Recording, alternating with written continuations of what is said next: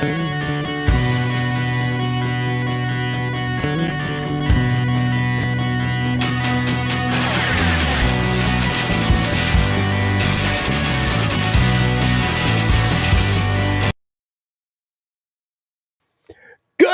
evening, everybody. Welcome to another live episode of The Breakdown. It's May 11th, 2025. Happy Mother's Day to all of the mothers out there. I know it's a hard day for some people, so I don't want to lean into that too heavily. We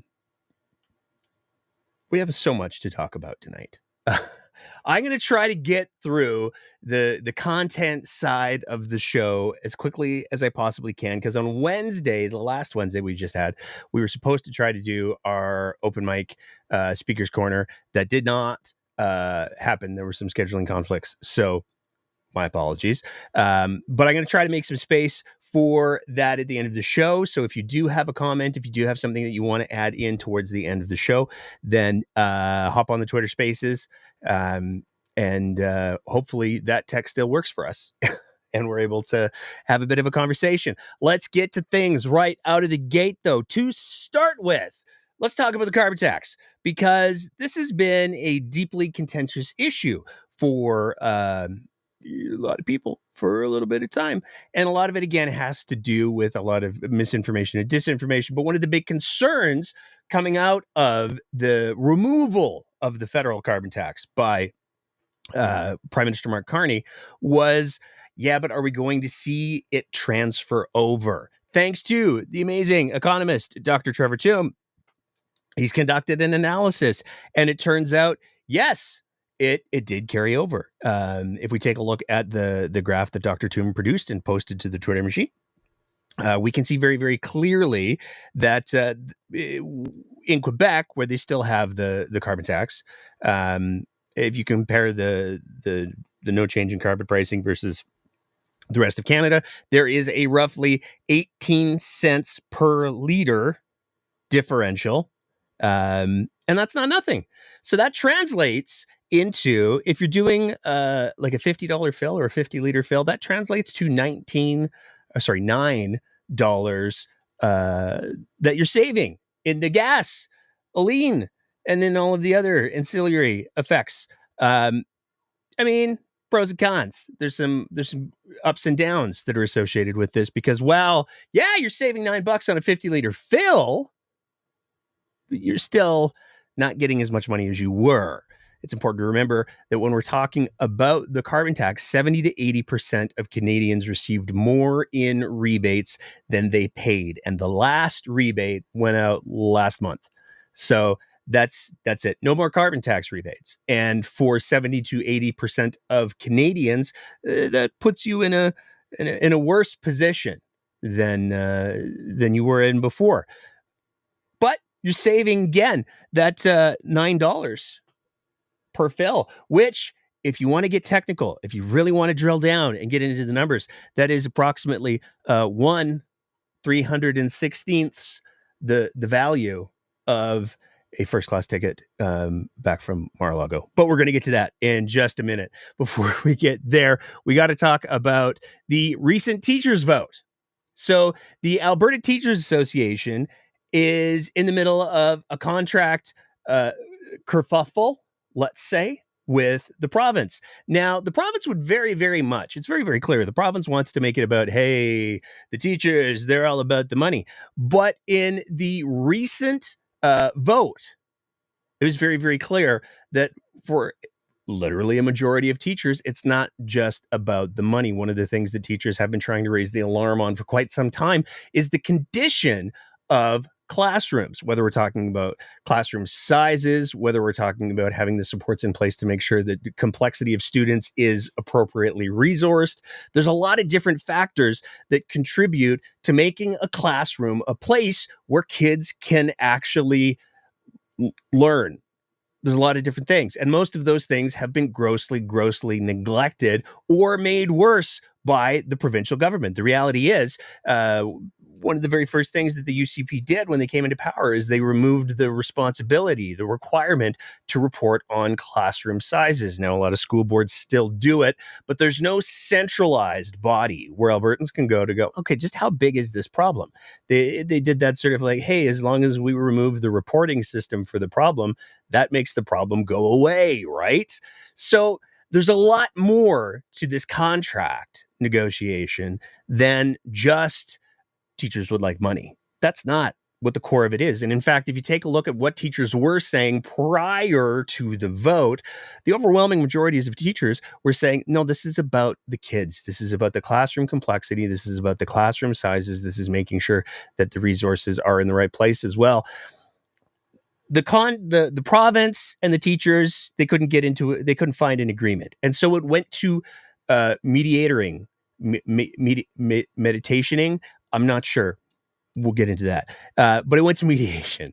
And the teachers just last weekend voted on the mediators. I'm trying so hard to say it right because I have the other word in my head. That joke will be funny in a minute, I promise. The teachers voted on the mediators' proposal, and they came back with a very hard no. First of all, 35,817 members voted. There are only 44,183 registered voters. So you're looking at 75+% of teachers showed up to vote. That's quite a good turnout. That's better than most elections. 13,517 teachers voted yes to accept the mediated agreement, and 22,300 voted no. So 61.99% of teachers said, yeah, this does not address the main issues that are causing all of the stress. This does not address the main issues that are preventing kids from getting the learning outcomes. This doesn't address all of those things. And so the teacher said, no, we don't accept this deal. A lot of people going, okay, so what happens next? Fortunately, there's a graph for that. The Alberta Teachers Association actually put this, we got this from their website, they actually put the process. So if you follow the little arrowy flowcharty things, they started with the mandate development, they went to bargaining, they went to mediation. They did not get a collective agreement out of that. So they went from the mediation, they went to the recommended terms of settlement. That was not accepted. So they're now in a mandatory 14-day cooling off period. And what that cooling off period means is that they can't talk about any of the things, which is why we're talking about it tonight, because they can't. So I'm not a teacher.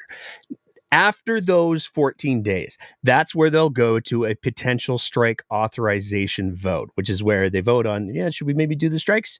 At that point, that strike vote or that lockout vote, if it comes from the Alberta Labor or from the government, that is good for 120 days. They have to give 72 hours of notice, and then it can go to a strike and or a lockout. Now, at any point in this process, and this is important to highlight, at any point in this process, the government can come back and say, oh, it's the class sizes, you say. Ha ha, we didn't know that, you see, because we removed all of the reporting requirements. So thank you very much.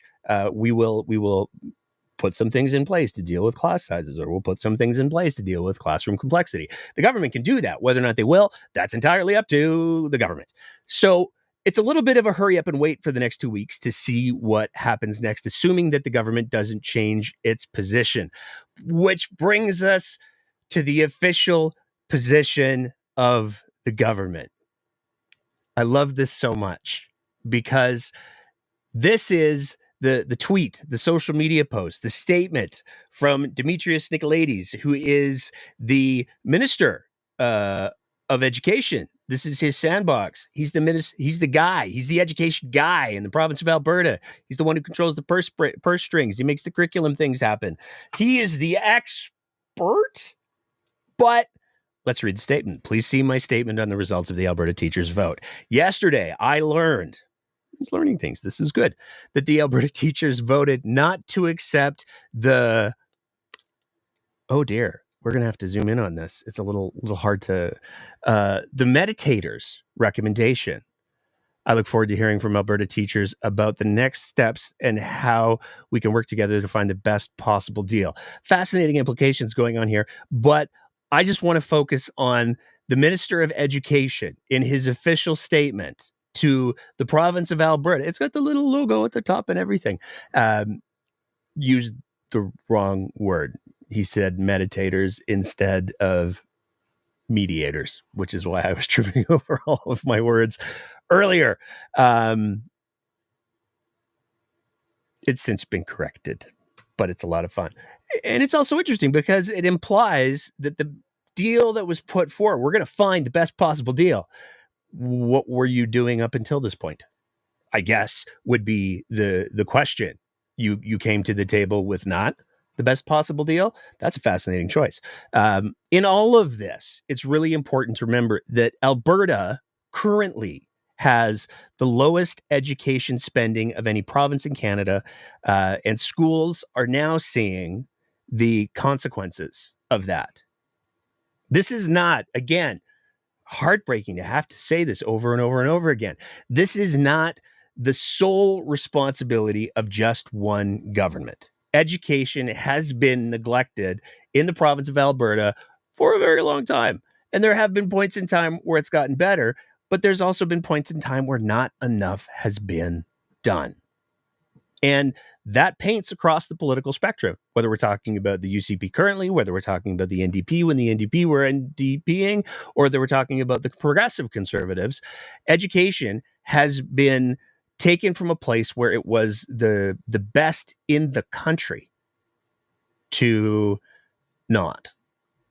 And that's because it was left alone.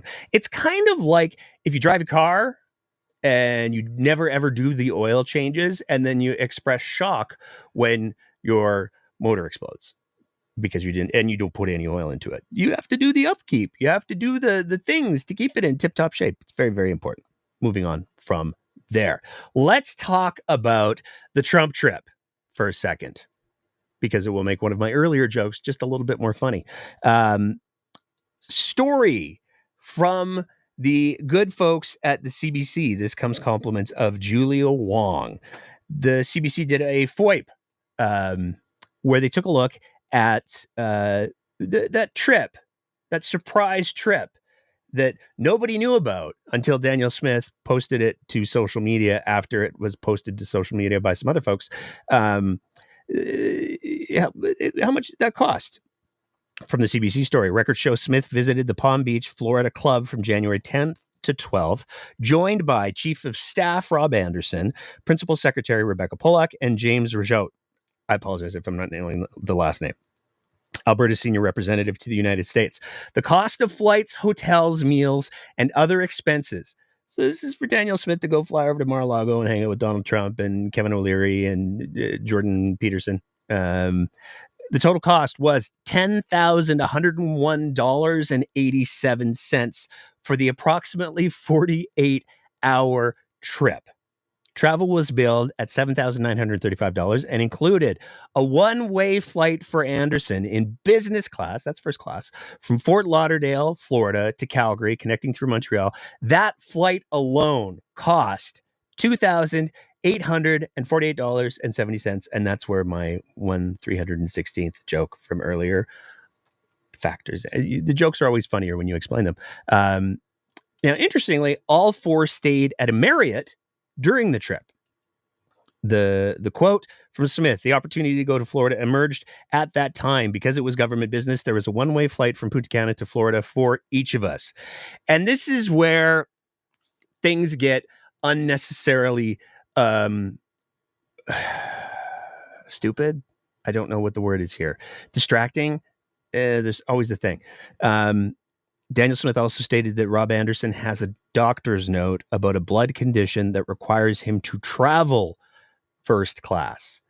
Now, there's a lot to unpack here. And I want to preface all of this by saying, while Mr. Anderson has disclosed some of the pertinent medical information, the specifics of which are not publicly available, I'm not a blood expert. There are some blood experts we're going to refer to in a sec, including the government of Alberta. But let's get into what was said. So Rob Anderson released a very spicy little reply to Julia Wong, where he said, just going to get this over with, CBC reporter, and then tag Julia Wong. I have a blood disorder called factor V Leiden. If I'm sitting upright for extended periods, my blood pools and clots, which can break off inside of my veins and cause a fatal embolism or a stroke. It's almost killed me a couple of times. I therefore need to double up blood thinners and elevate my legs as much as possible on long flights. And yes, that means for flights over 3 hours, I need to fly business in order to not risk leaving my family fatherless / husbandless. It sucks, but it's the way the genes worked out for me, and I've managed to stay safe after a couple of scares. Figure since you've attempted to use my health condition as an opportunity to smear me and the Premier in your big, quote, scoop, and I intend on continuing to travel with the Premier in support of her work as long as I'm medically able, I ought to just share this personal health information to avoid further smears, the joys of the job. And this is where it gets a little dicey, because again, there are particulars that we are unfamiliar with, but it didn't take very long on social media for blood doctors, actual doctors of the bloods, to weigh in. And they raised some very serious questions. This is one of the tweets. I admit I'm not a doctor of blood. I admit I'm a doctor of blood cancers, not a clot specialist. So I asked my clot specialist colleague who had this to say, and then there's a screenshot of a conversation. Hey, how are you? Just wondering, would you ever sign a note advising a patient must travel first class due to factor V Leiden? The response from presumably the clot specialist: no, LOL, that is crazy. And it does get confusing, befuddling, perhaps even, because the implication of having the doctor's note is that if you're traveling with an employer, the employer would then have to pay the extra money so that you can fly first class on any flights over 3 hours. Now, there's a bunch of different arguments to be made here. One of them might be that, given everything that's come out of COVID and the pandemic, where we learned how to use cell phones and other devices to do telepresence, that might be a cheaper option than $2,848.70. That's one question. Perhaps maybe there would be a more fiscally responsive way to ensure that Rob could still support Danny while she has her principal secretary and the Alberta ambassador person, not actually an ambassador. Perhaps that's how it could be navigated. But the other question that comes up is Daniel Smith has been very, very clear. Everybody was down there in the tropics because there was an event, a family event, let's say. And so why did we pay to have Rob fly back when he would have had to fly back anyways? It's confusing. But there's even more to it that's confusing, because we have these tweets that are reportedly, allegedly, the result of doctors of the bloods. And there's been a lot of people who have been commenting on the social media saying, hey, I've got factor V, and I don't have a note from my doctor saying that I have to fly business class. I just have to get up and walk around every once in a while. And in fact, if you go to the Government of Alberta website, myhealth.alberta.ca, there are some recommendations from the government as to how to handle travel. And where it gets really confusing, and again, I'm not a blood doctor, but where it gets really confusing is when we get down to the travel piece. It says, try not to sit or lie down for long periods. If you are in bed at home recovering from an injury or surgery, ask your doctor how often you should move around to do exercises. If you're on a long car trip, stop every hour or so, get out and walk around for a few minutes. If you are traveling by bus, train, or plane, walk up and down the aisle every hour or so. So the recommendations from the government website the Government of Alberta website on how to mediate the risk that's involved with Factor 5 is to get up and walk around. It does not say anywhere in the government recommendations that you need to elevate your legs and not move. So it's very confusing. I'm not a blood doctor, so I don't claim to understand, but it's a fascinating it'll be a fun little footnote in Alberta politics for sure. But it turns out Rob Anderson, Danielle Smith, they're not the only ones who are going to be doing the traveling, because Speaker of the House, Nathan Cooper, has been picked as the new envoy to Washington.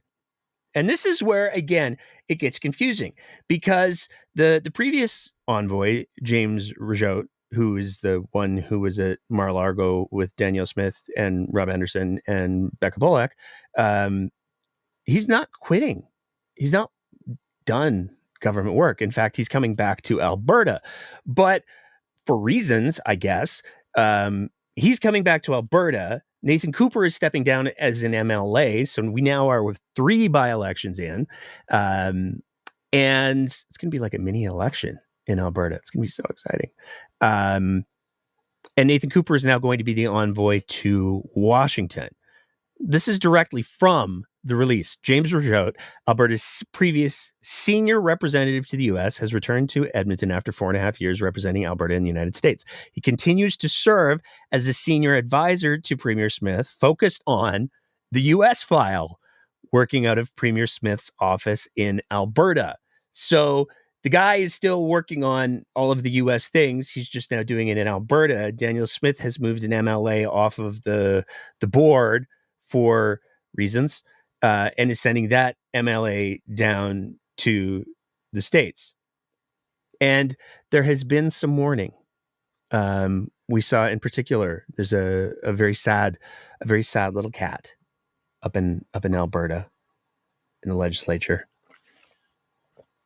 wistfully talking about so many memories. I'm talking about, of course, Hansered the Cat, which is a fascinating Twitter account that has been causing all kinds of problems. And allegedly, the government of Alberta, under Danielle Smith's direction, has directed significant resources to find out who's behind the account. Nobody knows. It's fun. This is why I don't understand how people don't find Alberta politics entertaining. We have all of this drama. We have medical crisis. It's like an episode of House. We've got medical crises. We've got drama. We've got secret Twitter accounts run by cats. There's so much going on. How do you not get invested in this? I don't know. Moving on from there, we got to talk about what is being referred to as the abortion caucus. There is an event that happens every year, and this event is an event called the March for Life, and it happens around the world. And it's basically where a bunch of forced birthers, anti-abortion, anti-choice folks go and walk around and say, oh, we don't like women being able to make decisions about their own bodies. That's not good. Somebody should put a stop to that. And that's what they do. But in Alberta, not only is that what they do, but they have MLAs speak at that event. Chantal de Jong, MLA from Chestermere. She spoke. She was a keynote speaker at this event on the importance of taking away women's right to make their own reproductive health decisions. And there were 10 UCP MLAs that attended the event. They posed for a picture. This was tweeted out by, he's out of jail.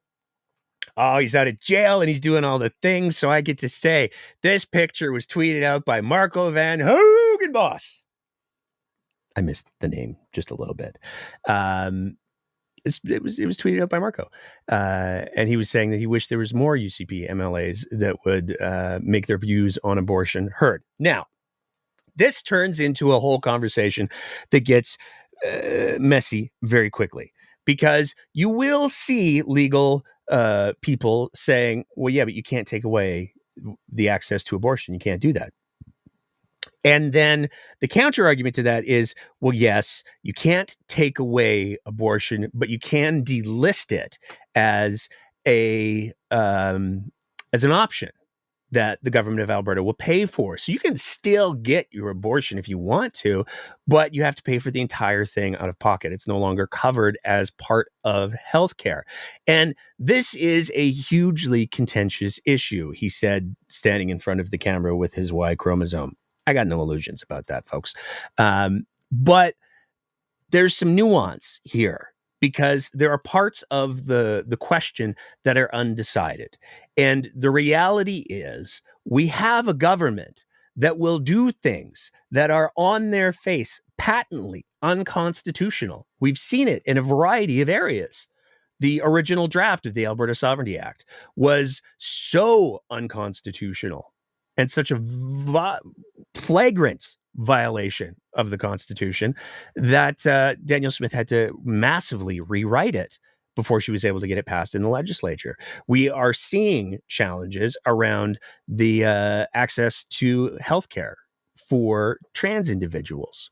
There's lots of examples where the UCP has gone. Take a look at the compassionate intervention, which is the very nice branded name for forced treatment, which the medical evidence is all, it's very, very bad. The lived experience is all, it's very, very bad. There's no evidence to support it. And it is a violation of multiple charter rights. There's like 3-4 different sections of the charter that this law violates, but they went ahead and they did it anyways. And until somebody steps forward and says, hey, you did that to me, I did not like it, I would like to take you to court now, it's very, very difficult to initiate a charter challenge until a wrong has been done. So, exceptions to every rule, those are the broad strokes.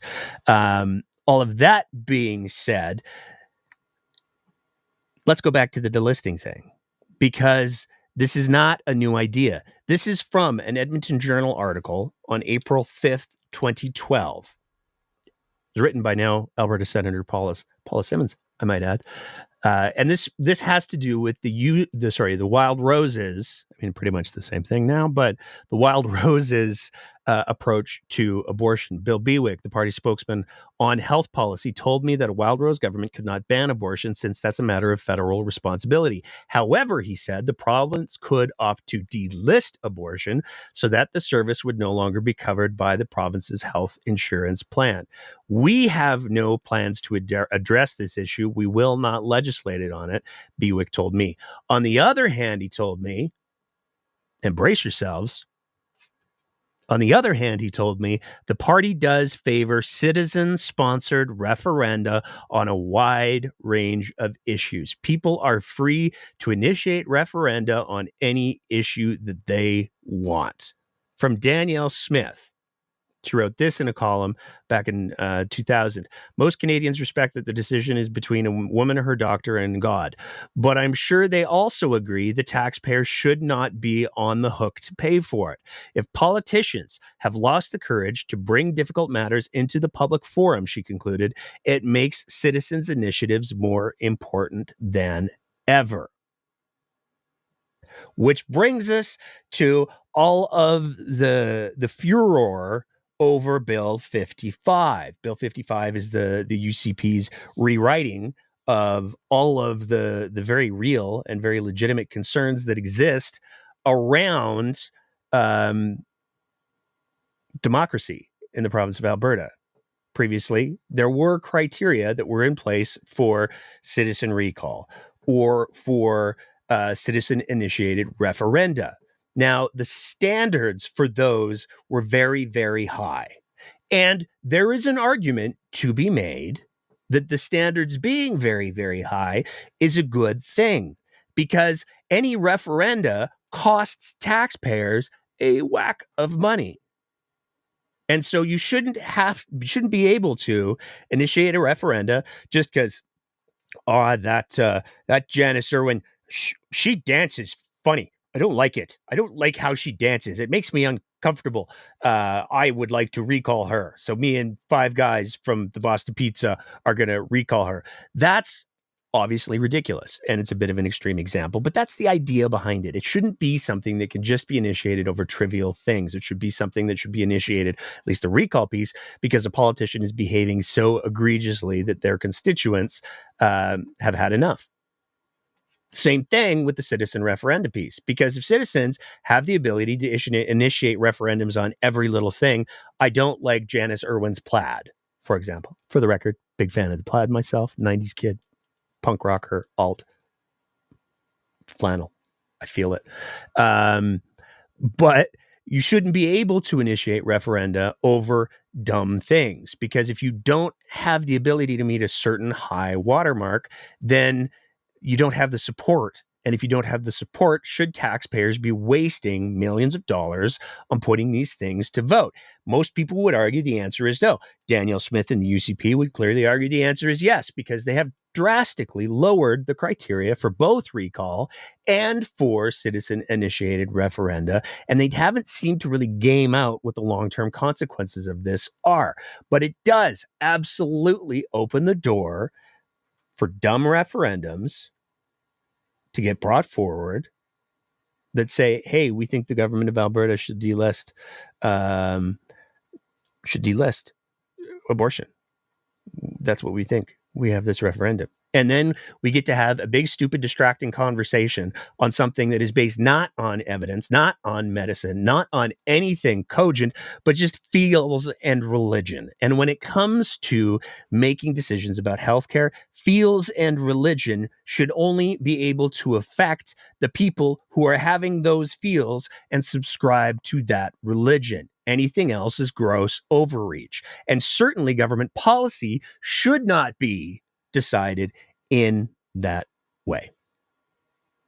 So for anybody who's saying abortion is not on the table, given this government's track record, not only just their recent legislative track record, but going all the way back to 2012, to 2000, we have a long history here. And the steps that are being taken are in alignment with the goals that long history clearly stated. Which brings us to the speech, because Danny did a speech, and we're not going to play the whole thing. Don't worry.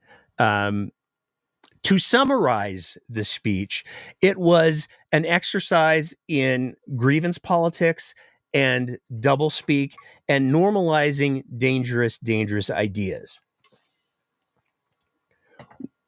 Like I said, we're not going to play the whole thing, but there are a few clips, too, that we want to play because they highlight the Machiavellian hypocrisy that Danny brought to the table. We are well aware that there is a large and growing number of Albertans that have lost hope in Alberta having a free and prosperous future as a part of Canada. Many of these Albertans are organizing petitions to trigger a citizen-initiated referendum, as I mentioned earlier. The vast majority of these individuals are not fringe voices to be marginalized or vilified. They are loyal Albertans. They are quite literally our friends and neighbors who've just had enough of having their livelihoods and prosperity attacked by a hostile federal government. They're frustrated, and they have every reason to be. I want to talk directly to those Albertans. I know how frustrated so many of you have become with our country and the feeling of having politicians living thousands of miles away passing laws and rules that have cost you your loved ones, jobs, careers, dreams, and opportunities for a brighter future. As most Albertans know, I have repeatedly stated I do not support Alberta separating from Canada. I personally still have hope that there is a path forward for a strong and sovereign Alberta. Now, I'm going to work my way backwards to some degree. I want to start off with, what is this United Canada bullshit? It is just Canada. The Americanization of the rhetoric that we're seeing coming from the UCP and Danielle Smith in particular should be something that gives anybody who's paying any kind of attention a little bit of pause, because United Canada is absolutely an Americanized version of the United States. And it's not that. We don't need to be United Canada. We're just Canada. Our history is different. We don't need to try to put on the wish.com version of Americana in order to give ourselves some semblance of legitimacy. But there's a lot of other things that are interesting. My personal favorite is, you guys, you're just so angry with those politicians who don't even live in the areas that they're governing. I wonder who left that line in the speech, because if you're not aware, Danielle Smith does not live in the constituency in which she's elected. So that's fun. But there's some other pieces that are really, really important to highlight. She openly states that the UCP, the Premier's office, is well aware that there are petitions that are being organized. There are petitions. People are moving forward with petitions. The boots are on the ground. The wheels are rolling. The cows are being milked. I don't know. But she's very, very clear. She knows that there are petitions that are being organized to pursue separation. This gets to be important later for a long list of reasons. She also says that these are not fringe voices. And then she talks about loyal Albertans. And there's this sneaky little game that's being played here. She's being very clever, or her speechwriter is, because what she's saying is, hey, everybody, we don't need division. We don't want to call people who are ignoring the basic reality of law and economics and the catastrophic consequences that would exist for Alberta if it's separated. We don't want to call these people fringe. They're loyal Albertans. I don't know what a loyal Albertan is. I legitimately don't. I'm not sure of the swearing in ceremony that occurs when somebody moves to Alberta. I don't know what the citizenship ceremony is. I was born in this province, and I don't know what a loyal Albertan is. So I don't know. Maybe hit me up in the comments if there was some sort of loyalty vow you had to make when you moved to the province of Alberta. But to my knowledge, there is not one. And that's because Albertans are Canadians. Period. Or the people living in Canada. But they're Canadians. That's it. So the fact that we're dividing the categories of people up, that gets to be really, really pertinent in the next clip that we're going to play. But she also talks about the attacks by the hostile federal government. And this is another little tool, if you will, because she's stating it as fact. Alberta has been attacked by a hostile government, hostile federal government. Now, you cannot like the fact that the federal government, under both the PCs and the Liberals, made some pretty big changes to environmental protections. You cannot like the fact that maybe those changes weren't all particularly well executed. You cannot like the fact that some of the environmental concerns that we're facing as a country and a planet have direct ties to one of Alberta's larger industries. Our biggest is healthcare. You can not like all of those things, but that doesn't make them deliberate attacks.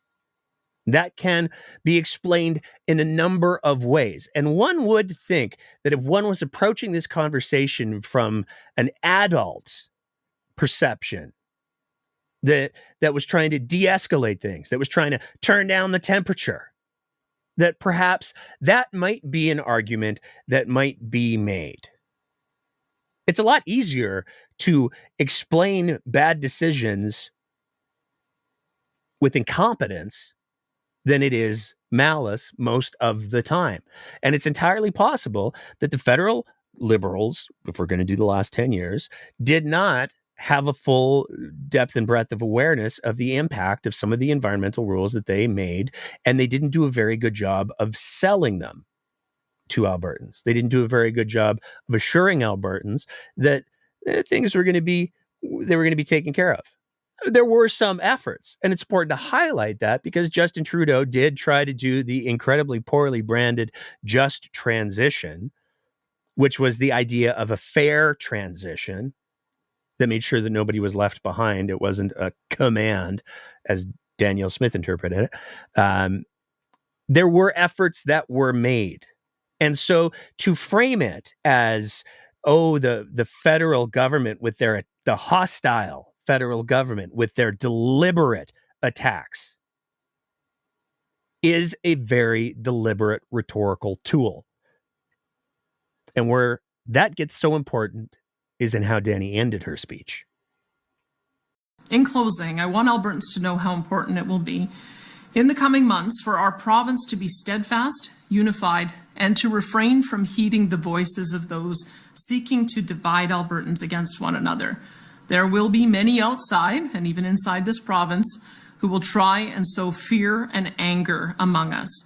They will seek to divide us into different camps for the purposes of marginalizing and vilifying one another based on differing opinions, effectively pitting neighbor against neighbor and Albertan against Albertan.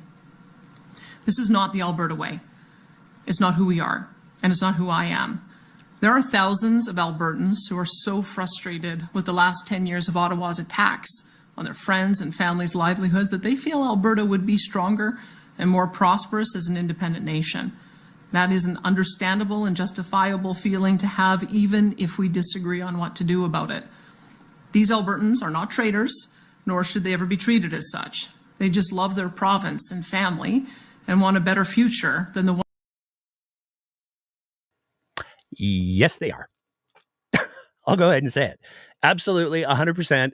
I mean, maybe the technical legal term is seditionists. I'm not sure. But as soon as you have somebody who's advocating for Alberta sovereignty and simultaneously advocating for joining the United States, you are acting on the benefit of a foreign power, which makes you a traitor. It's that simple. You're a traitor to Canada. You might not view yourself as a traitor to Alberta. And if that's how you choose to rationalize it or justify it, you do what you do. That's fine. Whatever helps you sleep at night. But it does not change the reality that if you are somebody who is advocating for Alberta to leave Canada and go cozy up to the United States and be the 51st state, if you're flying 51st state flags on the back of your pickup truck or your vehicle or whatever, if you're running around with stickers that say 51st state on your vehicle, you are, by definition, a traitor. So let's just get that out of the way, shall we? But it's also really important to take a look at what Dani did there, because she talks about, hey, everybody, we don't want to use divisive language. We don't want to villainize anybody, but the feds are just the worst. The attacks on livelihoods, they were attacks. They attacked us. The attacks on livelihoods of their friends and their families. She's doing exactly what she's telling everybody not to do. And this is a key trait of Danielle Smith's communication strategy. She says, hey, everybody, be really, really nice. Don't call names. I'm not like that. But oh my God, the feds are just the worst with their attacks and with their destroying lives and livelihoods. Oh, the feds, they're just so bad. But those loyal Albertans who would turn their back on their country, the same country that has showed up in multiple ways for multiple natural disasters that Alberta has had. I'm not going to make a pitch for why Confederation is awesome, why Canada is awesome, why the ideas that Canada and many Albertans who are Canadians and also permanent residents and other things aspire to. I'm not going to say, and I've said it before, there are many things that Canada needs to do a whole lot better. There's no question about that. Canada has failed in many, many ways, but that does not make it a failed state, because if the failure of just one area of policy, if just the failure of one area is enough to invalidate a state, I have a $70 million children's medication deal I'd like to talk about for a second. Or introducing conversations about Alberta pension plans when you absolutely refuse to campaign on them. Introducing a provincial police force, which you've done, which you absolutely refuse to campaign on. There's a lot of different things.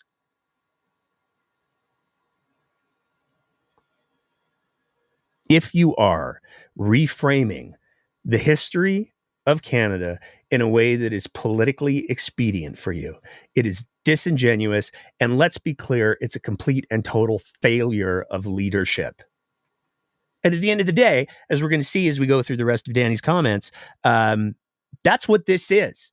This is not just a failure of leadership, it's an abdication of leadership. There are some people who make up my party, maybe 65%, says a recent poll, who would like to see Alberta leave. I don't want to have difficult conversations with them because it's easier to just say, oh, the chemtrails must be the Americans, than actually take responsibility for the role that I decided to run for and say, look, everybody, I get that you're pissed off about all of the side effects and all of the consequences of the environmental policy that the federal government has put forward. But I don't think that they were deliberately targeting Alberta. And I think that we're better as a country. So let's talk about how we can move forward from there. It's that easy. But that is apparently all the way out of Danny's wheelhouse. So let's get into the rest of the things, because the very next day after she had that the televised speech, the televised live speech. Sorry, I got to get my hands right. The televised live speech. After she had that, she then had a press conference, and the press conference, it did not go so good. You did not campaign on opening the door to a separation referendum. You essentially campaigned on a tax cut and standing up to Ottawa. So do you have the mandate to open such a door to Alberta separating from the rest of Canada? Yeah, I don't have a mandate, and my party doesn't support that. My party quite clearly in their founding documents came together and they support a strong, united Canada, protecting constitutional sovereignty, and that's what I've been doing. A citizen-initiated referenda would be, by definition, initiated by citizens. And so I won't prejudge what issues citizens might want to put on the table, but that is up to citizens to decide and to get the number of signatures. All I've said is I will honor the process. And the public very clearly knows that we are a party of direct democracy, that we do believe in things like citizen initiative and recall that happened under my predecessor. And so I would leave it to the people, but that's why I have been pretty clear that I do not support separatism myself. I support a strong, sovereign Alberta within the United. Again, the United Canada rhetoric. But one of the other things that Danny threw out there was the whole, I don't want to prejudge what's going to come forward. You literally said last night, at that point in time, you literally said that you were aware that there were already efforts being made on a separation referendum. You literally included that in your pre-written telepromptered speech.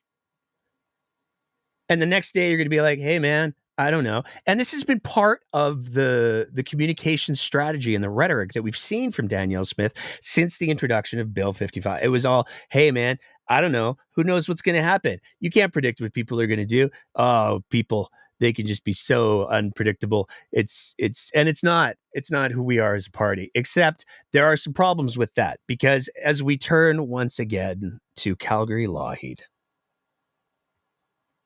long exasperated sigh. They're having another one of their injection of truth style events. This one is called The Courage to Listen, Building a Framework for Sovereign Alberta. And the language that they use in the explanation of the event is very mixed, because they're saying, clearly because they know that they have to, hey, whoa, we're not talking about separation, but their bullet points tell a very different story. Bill 1, popularly called the Alberta Sovereignty Act, is the impetus for Albertans to create a roadmap and a framework for a sovereign Alberta within a united Canada. How do we build a framework for a sovereign Alberta within a united Canada so that Alberta weaves its sovereign rights into our provincial fabric? Who doesn't want a prosperous Alberta which culturally rewards hardworking families and entrepreneurs? And here's where we hit the road. What could the future look like? The dad giveaway, because this is one of the lines, which is, for the record, completely inaccurate. One of the lines that we see from the separatists already. How can we reduce taxation by 50% for Albertans? What are the steps necessary to claim a sovereign Alberta? What would, and here's another dead giveaway, what would an Alberta constitution look like? Is it time for a new request for proposal to reclaim the Alberta advantage? There's a lot of subtext and dog whistles, but the three dead giveaways are the 50% taxation, the Alberta Constitution, and the request for proposal. Who are we going to bring in to make sure that we get the Alberta advantage back? We need a new stakeholder, perhaps. I was just asking questions, though. So this is an official UCP event. And like I said, there's a poll that came out this week that showed that 65% of UCP members favor separatism. So for Danielle Smith to stand up and be like, whoa, guys, no, it's not like that, is a little disingenuous. Speaking of disingenuous, though. And we'll go to Catherine. Yeah, and in asking for this guaranteed access to the 3 oceans, how does that respect other provincial jurisdictions? The federal government was given trade and commerce power when we came together as territories in order to enable access to markets. In fact, there's quite a bit of law internationally that says that if you are a separate nation, one nation cannot landlock another. It's sort of a given that it is inappropriate use of power to prevent a jurisdiction from being able to get its resources to market. And so that is the thinking that we have around this, is that it's the constitutional authority of Ottawa to enable this to happen. And they have managed to in the past. The Coastal GasLink pipeline, despite a lot of extra cost, uncertainty, still did manage to get built, and LNG Canada will be open soon and will be exporting. And despite 6 times the cost associated with Trans Mountain Pipeline, it also managed to get built. And so I think we have seen that when there are important strategic decisions that need to be made, strategic infrastructure, the federal government does have the power to be able to get resources to market. And so I would say that we signed on to it, all of the provinces, along with the new Prime Minister, just prior to the election, saying that we all agree to economic corridors that include oil and gas pipelines. So I'm just reaffirming that that was the commitment on the part of all of the provinces prior to the election, and I hope it's the commitment. Now, once again, we've got Danny doing a very, very good job of being very, very disingenuous because, first of all, we're not landlocked. She literally just listed off 2 new pipelines that have been built very recently that get Alberta access to tidewater. So we're not landlocked. There's the first piece. The second piece is, with this piece of international law that everybody likes to talk about, that it seems like nobody has read, or very few people have read, what they're talking about is an obscure piece of international law under the United Nations, which is ironic as all hell.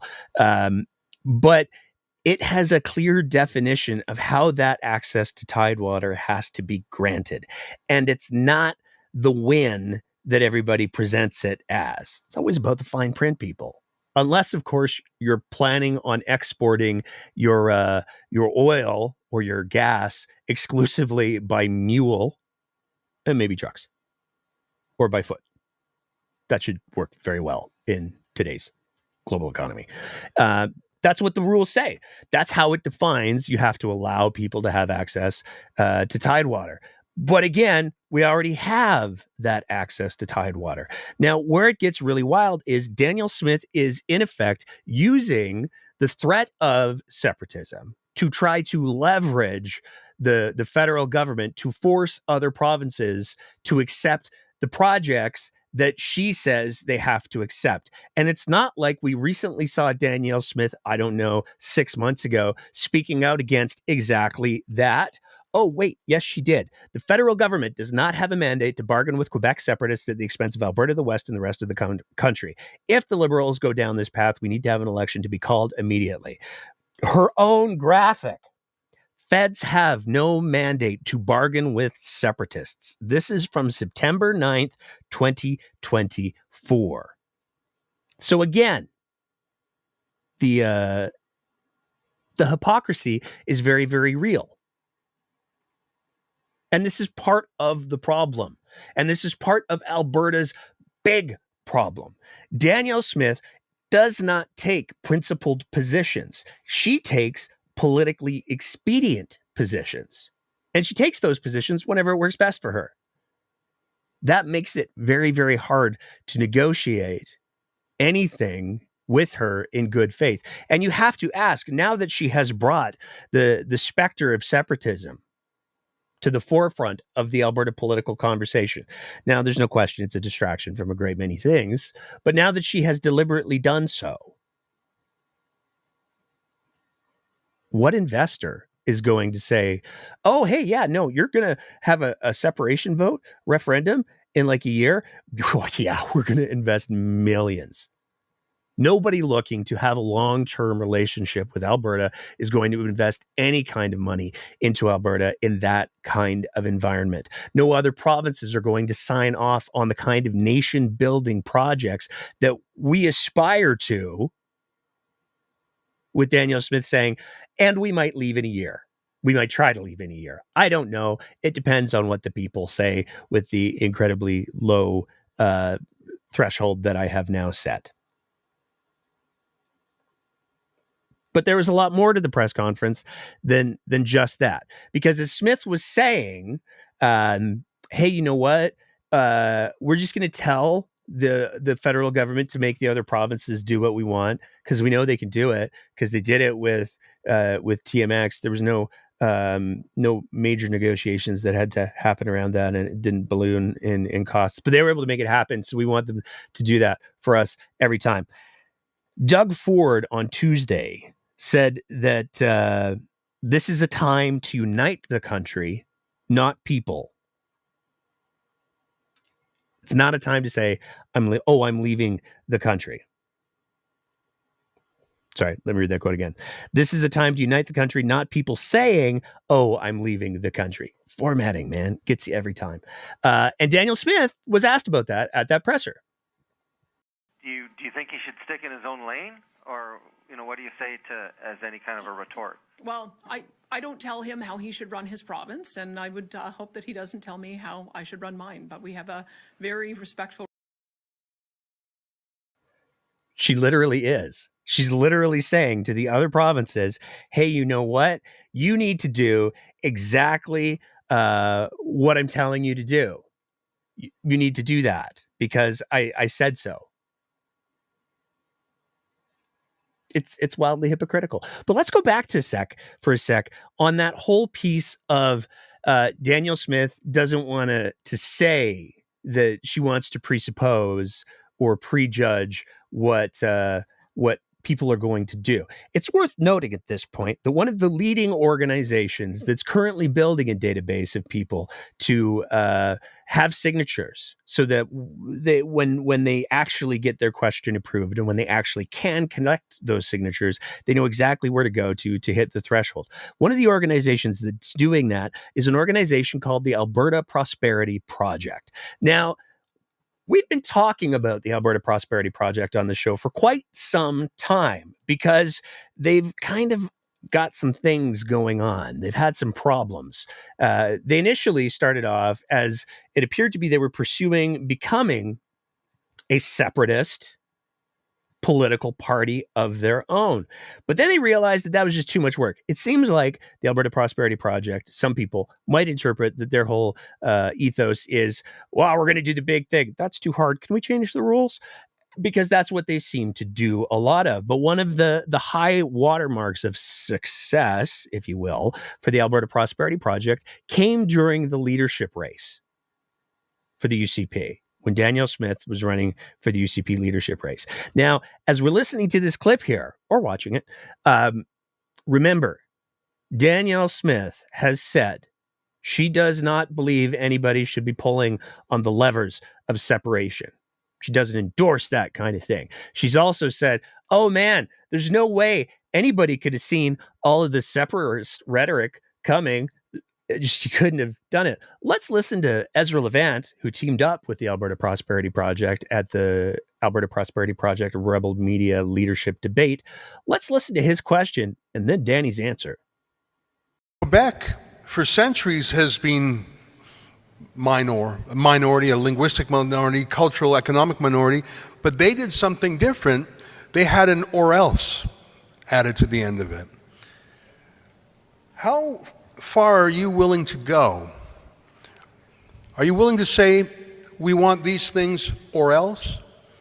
At what stage would you, for example, invoke the Clarity Act, as clarified by the Supreme Court, For example, calling a referendum on the Clarity Act question of secession. Do you have an or else in mind? What is it, and what would make you use it? And if not, how are you serious?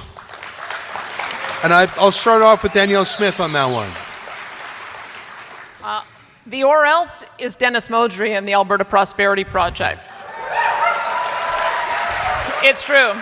We proclaimed into law on April the 7th the Citizen Initiative Act, which gives the people the power to collect signatures for a petition campaign to propose an amendment. If it's a simple matter of policy, it's a 10% threshold.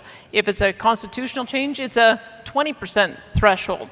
That would mean 600,000 signatures. And as I understand it, Dr. Modry has 1 million people on his database. So part of when I decided I wanted to run, I knew how important it was to make sure that we addressed the issues of autonomy. And I talked to Dr. Modry as one of my first steps. I said, let's try this together. Let's get as much autonomy as we can. Full well knowing that he's got the power, you've got the power. If we're not successful, and this is why I take your movement very, very seriously, and why Justin Trudeau should take it very, very seriously too, because you have the power to. I guess she knew about it all the way back to 2022. I guess this strategy was already in place back in 2022. I guess the separatism conversation was already happening back in 2022. So it's a little bit disingenuous, to say the least, of Danielle Smith to be, oh man, nobody could have ever seen this coming. Now, there's one other clip from the press conference that we want to play. It doesn't really have anything to do with the sovereignty piece or the separation piece or Bill 55 or any of those things. There's actually 3 more clips that we're going to play, but there's one in particular that's just wildly off topic for now. But I'm going to use it as the teaser trailer, if you will, because the topic that is addressed in this clip may be relevant for next week's show. Do you think he should stick in his? That's not the clip. This is the clip. Premier Smith, in light of the Globe and Mail's reporting on Alberta's Justice Minister, Mickey Emery, being a longtime friend and relative through marriage of Sam Mraiche, whose business dealing with the health authority are tied to a lawsuit and multiple investigations, do you believe this is a conflict of interest for the province? I want to be clear here before you answer. I'm not asking necessarily about whether this is against Alberta's Conflict of Interest Act. I'm asking this question because I want to know whether you think this is an appropriate relationship for the sitting Justice Minister and Deputy House Leader of Alberta to have with Mr. Mraiche. I'm not sure what you expect him to do. Should he divorce his wife so he doesn't have the relationship with the cousin anymore? Like, I think you're being unrealistic. We all have relationships. And the key for conflict of interest is that you cannot make decisions on anything that might benefit a private interest. He has made no decisions on anything that would impact the person you're questioning. So that's why the conflict of interest law matters, is because these do have very clear rules we're supposed to follow. There are very clear things we're not supposed to do. And I can tell you that Minister Mickey. Now, this is where it gets complicated because, first of all, if you're going to say, hey, I think you might be being unrealistic by asking the Justice Minister to make sure that he's firewalled himself away from the 6 ongoing investigations into the corrupt care scandal, to jump from, yes, that firewall should be put into place to, oh, so you want him to divorce his wife? How cruel. To make that leap is, I feel like, the textbook definition of unrealistic.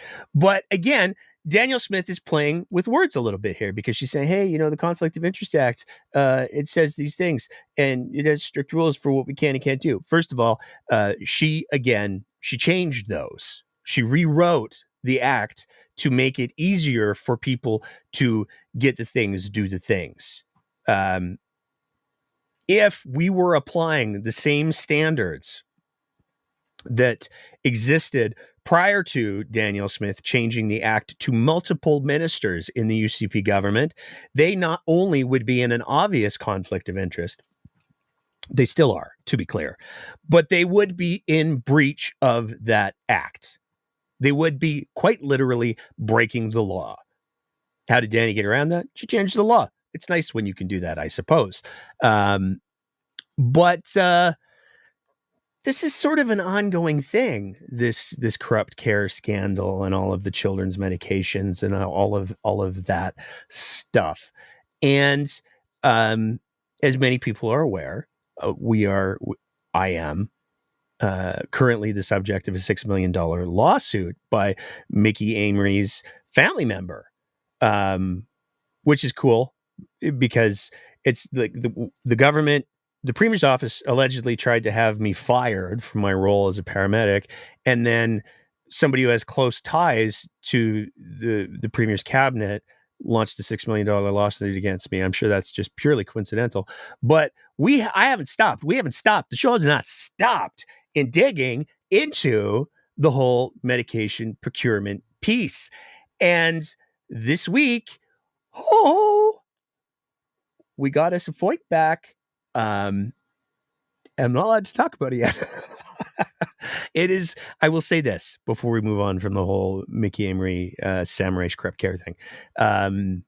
It is spicy enough that I will be reading again from a script next week, and that script will have been approved by legal counsel, because that's how spicy it is. That's how big deal is. So next week's show, you're not going to want to miss that. But getting back to Danielle Smith destroying Canada, she was also asked about the questions of First Nations, because the night before, there were two First Nations chiefs that had a press conference where they said, "Oh, we don't like any of this at all." And Smith was asked about that. Premier, chiefs from treaties 6, 7, 8, 4, and 10 are speaking about the possibility of a sovereignty referendum in about an hour. Now, they have overwhelmingly said that they oppose this kind of referendum and say it violates their treaties. So why are you giving separatists the chance to force a referendum question next year? I'm not sure what their sovereignty referendum would be. I mean, they already have sovereignty within a united Canada. They have absolute jurisdiction over their own treaty territories, the reserves, and so I'm not. Now, it's pretty clear Smith didn't understand the question, because she was asked, "Hey, you got these chiefs, and they're saying we do not like what you're doing. Why would you enable separatism?" And Smith interpreted the question as if it was the First Nations chiefs that were pursuing separatism. It's a very, very strange clip, but it's an excellent pivot point to our next topic, because that press conference that was alluded to there absolutely did happen. And we're going to play a few clips from that press conference because they're so important. They're so important. Here's the first one. Okay. Itamitsustuko. Estoy na ko kaya utukan. Stomkto a pikani. A boxy pikani. Good afternoon. My name is Chief Troy Bossman Knowlton. My traditional name is Bearhead. I come to you from the Piikani Nation in southern Alberta and the president of the Blackfoot Confederacy. The alarming statements and actions the province has been taken is being met head to head by the chiefs of Alberta. We've come together to issue a statement and to strategize on how we're going to get the message out to the Premier and to all of Alberta that this is treaty country. And any talk of separation is really insanity, because there is no pathway to separation. You can have all the referendums you want, but there is no way. And for the province to not engage with First Nations, if they're going to make statements like that, really shows the respect that they have for the original inhabitants of this land. So I joined together with my brothers and sisters, the chiefs, Treaty 6, 7, and 8, as well as support from First Nations across Canada who know what we're going through. They know that the battles that we're embarking on. And what has happened today is separation. The rhetoric and insanity of separation here in Alberta has united First Nations on this land but all across Canada from coast to coast to coast. So I want to thank you, Danielle Smith, 454. Why? Because today we stand united. We're not going anywhere. And if you feel that you have problems with First Nations, you could leave. There's a lot in that clip, and there's a lot more in the clips that we're going to play. I think one of the biggest things that people need to take away from that clip, though, is I don't know that anybody should want any part of their history, their legacy, to be, I did a thing so big and so bad that I united the leaders of the confederations of treaties 6, 7, and 8. This is all of Alberta that is covered by 6, 7, and 8. There's a couple of little nubs off on the side for 4 and 5, but the vast majority of 6, 7, and 8. You did a thing so big and so bad that all of these chiefs got together and said, we're united against you. I don't know how anybody would not hear something like that and immediately go, whoa, whoa, whoa, whoa, whoa, whoa, whoa. We need to pump the brakes. We need to take a step back. We need to pause this legislation. We need to make sure that we get it right. We clearly didn't consult with any of the First Nations or Indigenous or Métis or Inuit folks in any kind of a meaningful way. We should probably, we're going to go do that now. And we're going to bring with us several bags of sorry, because we did a very, very big thing very, very badly. There has been none of that. There's been no indication of that. And you'll hear more of that in some of these clips as we go. There was a very, very powerful moment from one of the chiefs who actually had the press conference the night before, where he spoke directly to how he felt, how he viewed Bill 55. Good afternoon. My name is Chief Billy Joe Tucker with the Miksuk Cree First Nation. I too can echo the sentiments of the chief here before me, that we thank you for bringing us together as treaty people to stand and oppose this. Yesterday, you made 4 demands to the Prime Minister of Canada. That was a no-no, because you gave him a time limit till the 2026 to get their things in order. But you will not do what you want without the approval of the treaty people. You talk about a reset with Canada, you must reset with the Indigenous peoples of Turtle Island. Bill 54, this is what we think of you. You're garbage like that. This is treaty land, and we stand on it today. Thank you.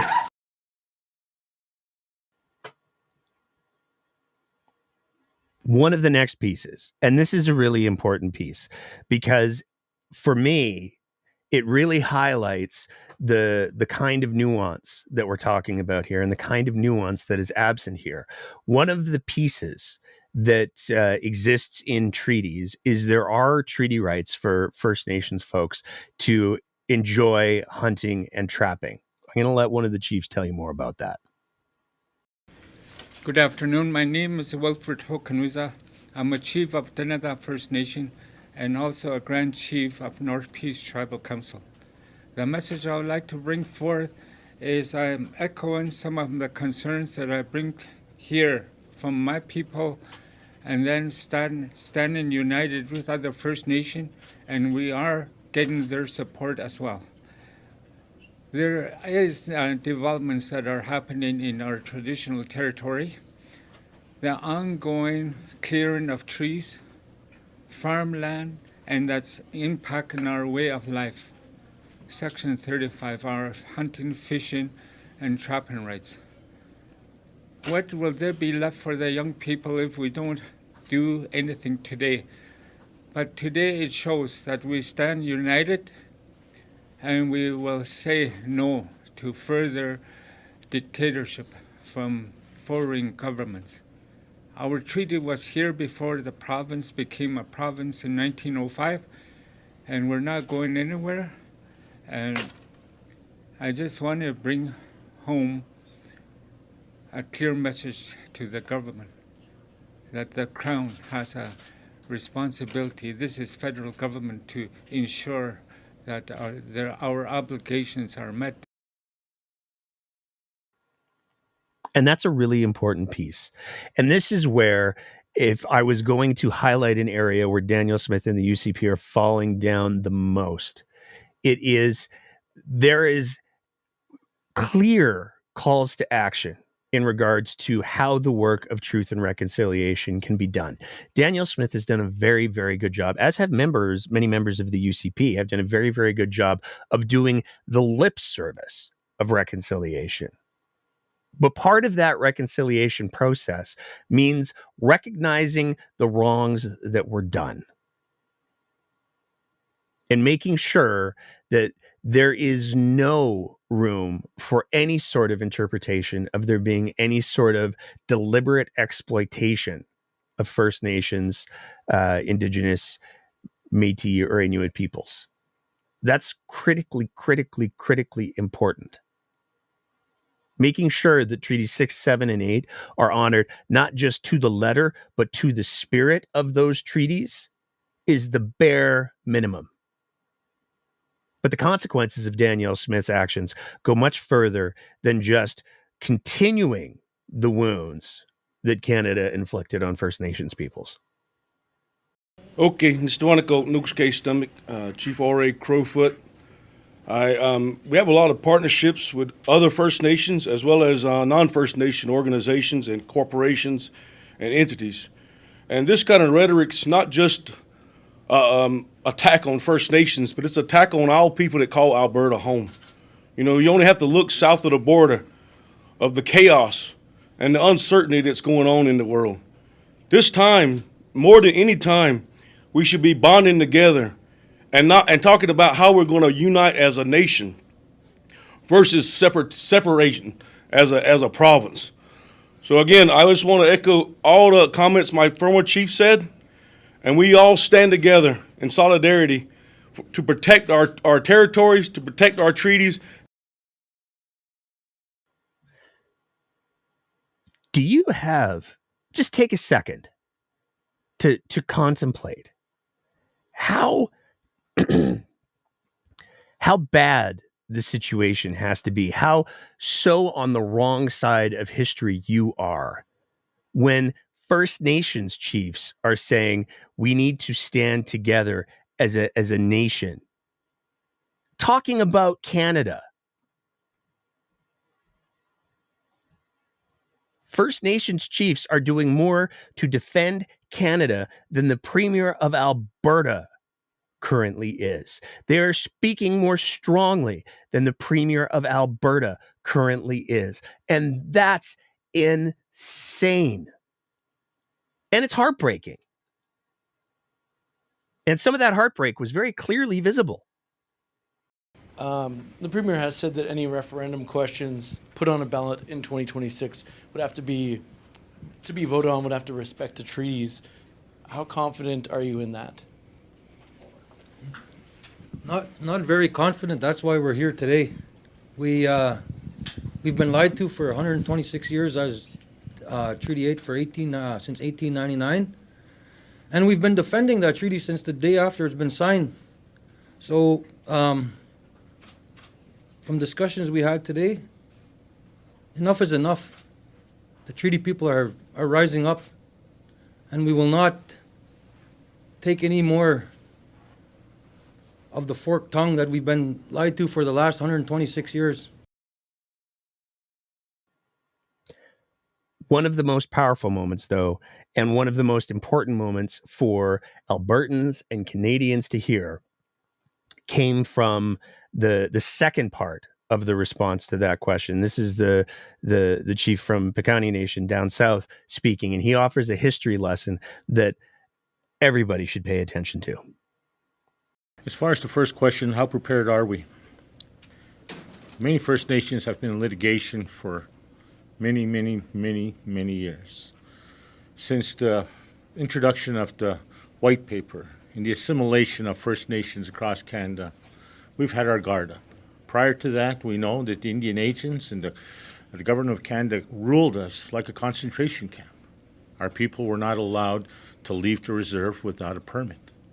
And the overseer, the Indian agent, he dictated who lived and died, who ate, who didn't eat. And that's what we lived under. And many people don't know that. And so for the last 50 years, we've been in defense of our rights, of our land, our jurisdiction, our identity. When you look back at the NRTA, when it was implemented in the 1930s, First Nations couldn't get a lawyer and couldn't get legal advice. Yet they made the decision on the resources of Alberta without our input. We had nothing to say. And for over 100 years, we got nothing out of those resources until those who were lucky to have it started to fight and started to challenge. And so how prepared are we? We're very prepared. Today, every one of the First Nations you see here, we've got doctors, we've got lawyers, we've got judges, we've got crown prosecutors. We're ready. We're ready for a fight. We got resources that we can either share or utilize ourselves for any litigation moving forward and any challenges we're going to have. So we're ready. And so if it comes down to it, and how confident are we? Put yourself in the moccasins of a First Nations and look at the history that we've had to go through. And ask yourself, how confident would I be for a government that's going to recognize a First Nation and give them what's rightfully theirs when today we're dealing with this in 2025? How confident are we? I'll let you answer that. But we're ready. We're ready for the fight.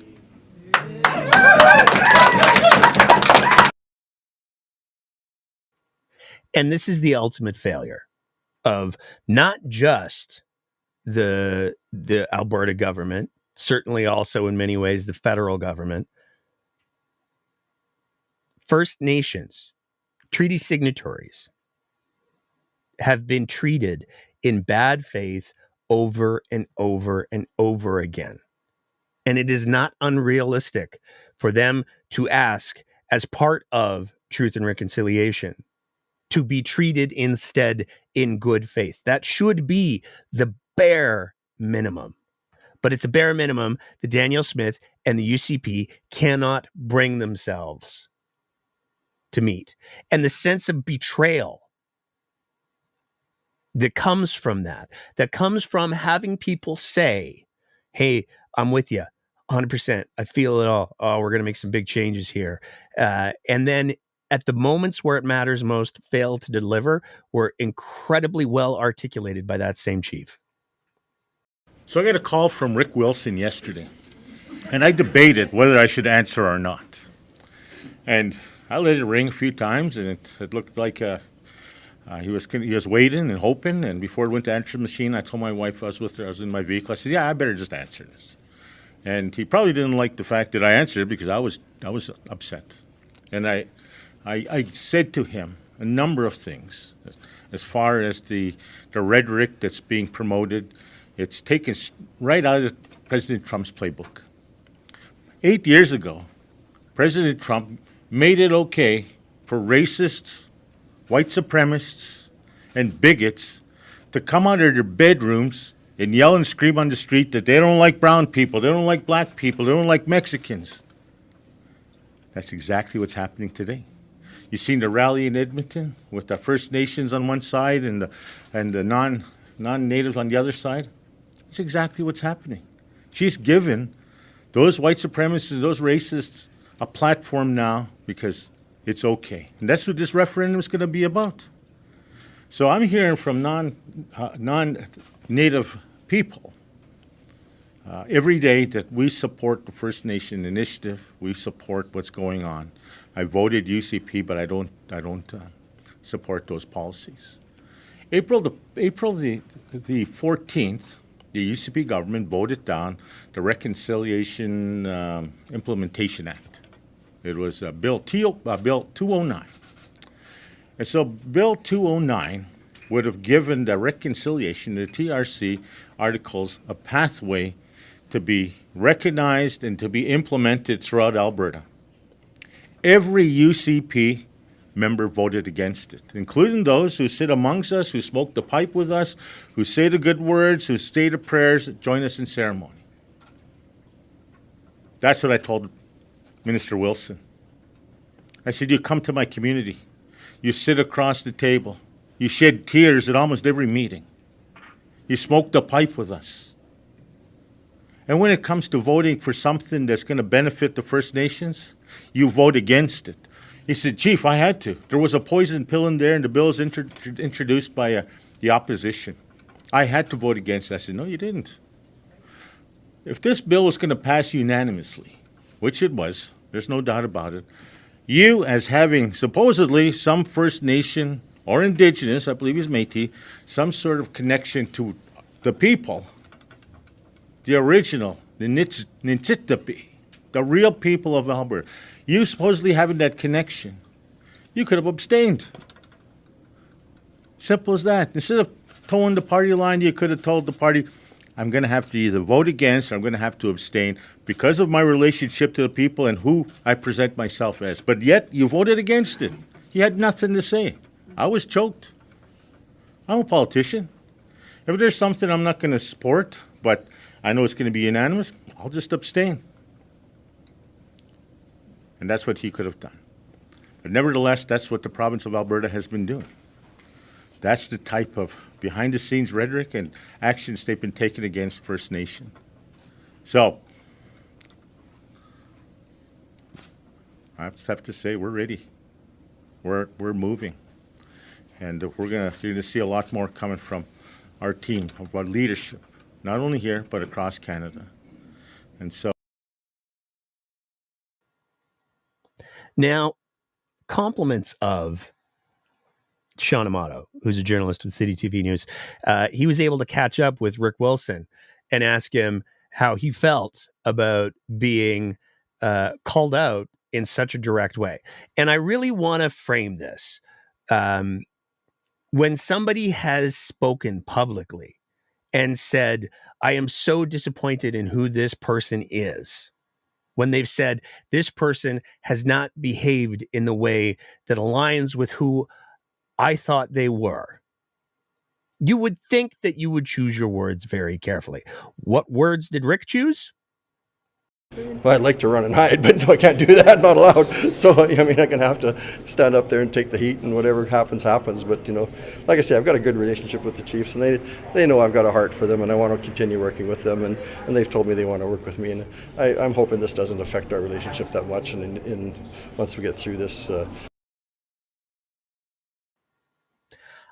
I'm pretty confident that the right response to somebody expressing that much disappointment is not, I want to run and hide, but I'm not allowed to. I'm pretty sure the right response isn't, in effect, they'll get over it. I didn't hear anywhere in that clip, and maybe there's another clip floating out there that hasn't crossed my path, but I didn't hear anywhere in that clip an apology. I didn't hear any kind of remorse. The only thing that comes through in that clip is, oh boy, I don't want to be held responsible for what I've done. I want to run and hide. The only thing that could put more insult into this whole gross situation and the gross behavior by the government would be is if the Premier of Alberta, who has been found to invoke alleged Indigenous heritage. She claimed to be Métis once. She also claimed to be Cherokee once. APTN did a deep dive investigation. They weren't able to find any evidence of either of those things. So, do with that what you will. But Danielle Smith has a history of being deeply, deeply performative in order to try to score points.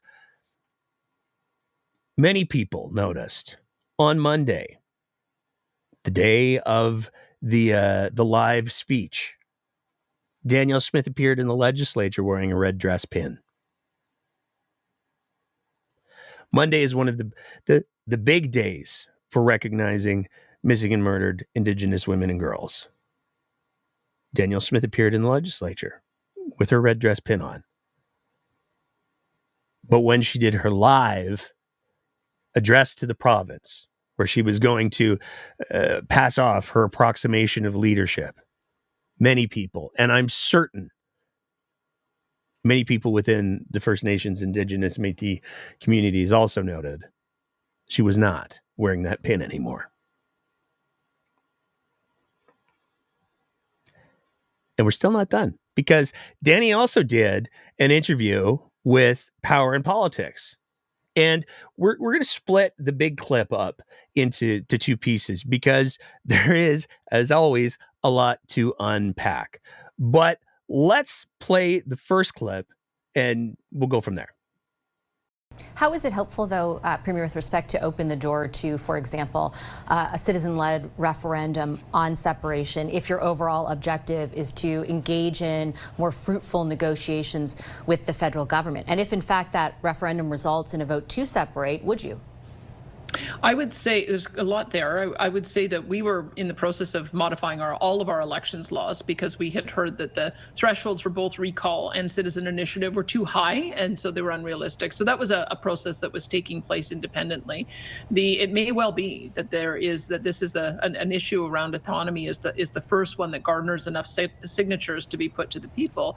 But I would say my job is to look at what we see in the world out there. We've got 30 to 40% of Albertans polled saying that they are dissatisfied with the country to the point where they would consider it. And my job is to try to bring those numbers down. That's what I'm doing. That's why I have been told by my caucus and by the people that I speak with to give this new prime minister a chance to see if we can get to a deal. And that's what I intend to do, is to go into those discussions in good faith and hope that we can get to a resolution and a meeting of the minds.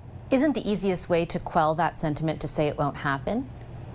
Well, I think you can see that if there isn't an outlet, it creates a new party. In Quebec right now, the Parti Québécois is polling highest of the provincial parties, and we also see that the Bloc won a significant number of seats. I don't want to see that happen. I want to see us identify the issues that matter to people. Let's not demonize people. Let's acknowledge that the feelings that they have a root, and the root is in the way Alberta has been treated for the last 10 years by the Liberals. So that's genuine, and I'm being very direct with the Prime Minister and saying if we can solve some of these things, I think that will bring the temperature.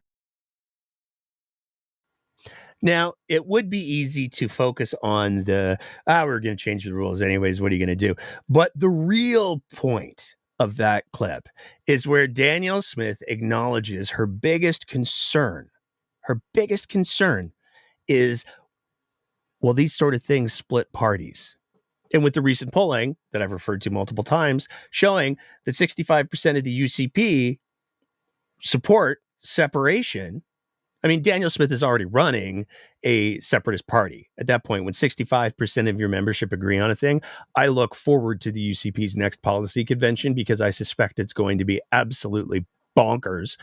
But Danny's saying, well, we got to make sure that we hold the party together. It's very, very important. Hey, it's not like that's a strategy that was established before she ever ran for leadership. It's not like that was a strategy that was acknowledged by, I don't know, her executive director of first class seats, was it? Importantly, you need someone that's going to cut that vote block off at the pass. These are the people that are very anti-mandate, very anti having their rights trampled on during the pandemic. People that believe in provincial sovereignty, that mostly want to stay within Canada, but are not going to tolerate the type of attacks from Ottawa that we've seen. And whoever the leader is going to absolutely have to appeal to that type of voter if they're going to have a chance to keep the UCP coalition. Boy, watching Danny nod on the side there sure is telling, isn't it? But that's the bottom line. There's two major pieces at play here. One of them is Danny doesn't want to fall victim to her own party the same way that Jason Kenney fell victim to his own party. Jason Kenney had COVID. He had mandates. He had trying to appease the anti-science anti-facts segment of the UCP. He was unable to do so. Danny has to contend with the separatist segment of her party. That was something that was identified well before the leadership race even opened up. That clip was Rob Anderson speaking on the Western Standard show of Daniel Smith, Rob Anderson, and Bruce McAllister, before Daniel Smith had announced a run for leadership. So they've known that this is in the works for a long time. But when you take a look at what the overarching strategy is anyways, a lot of this has been in works for a long time. If you go back to the Free Alberta Strategy, Rob Anderson's seminal document that he wrote about how to make Alberta free, and you turn to the last few pages, he's very, very clear in there that the threat of separation should be used as a lever to try to get what you want from the rest of Canada. But let's move on to the rest of the clip from Power and Politics. Saying that, you don't want to get to the vote is not the same as saying that you wouldn't pursue it if it is a yes vote. Just to be clear to Canadians who are watching in Alberta and outside Alberta, if the citizens of your province vote to separate, are you going to pursue that?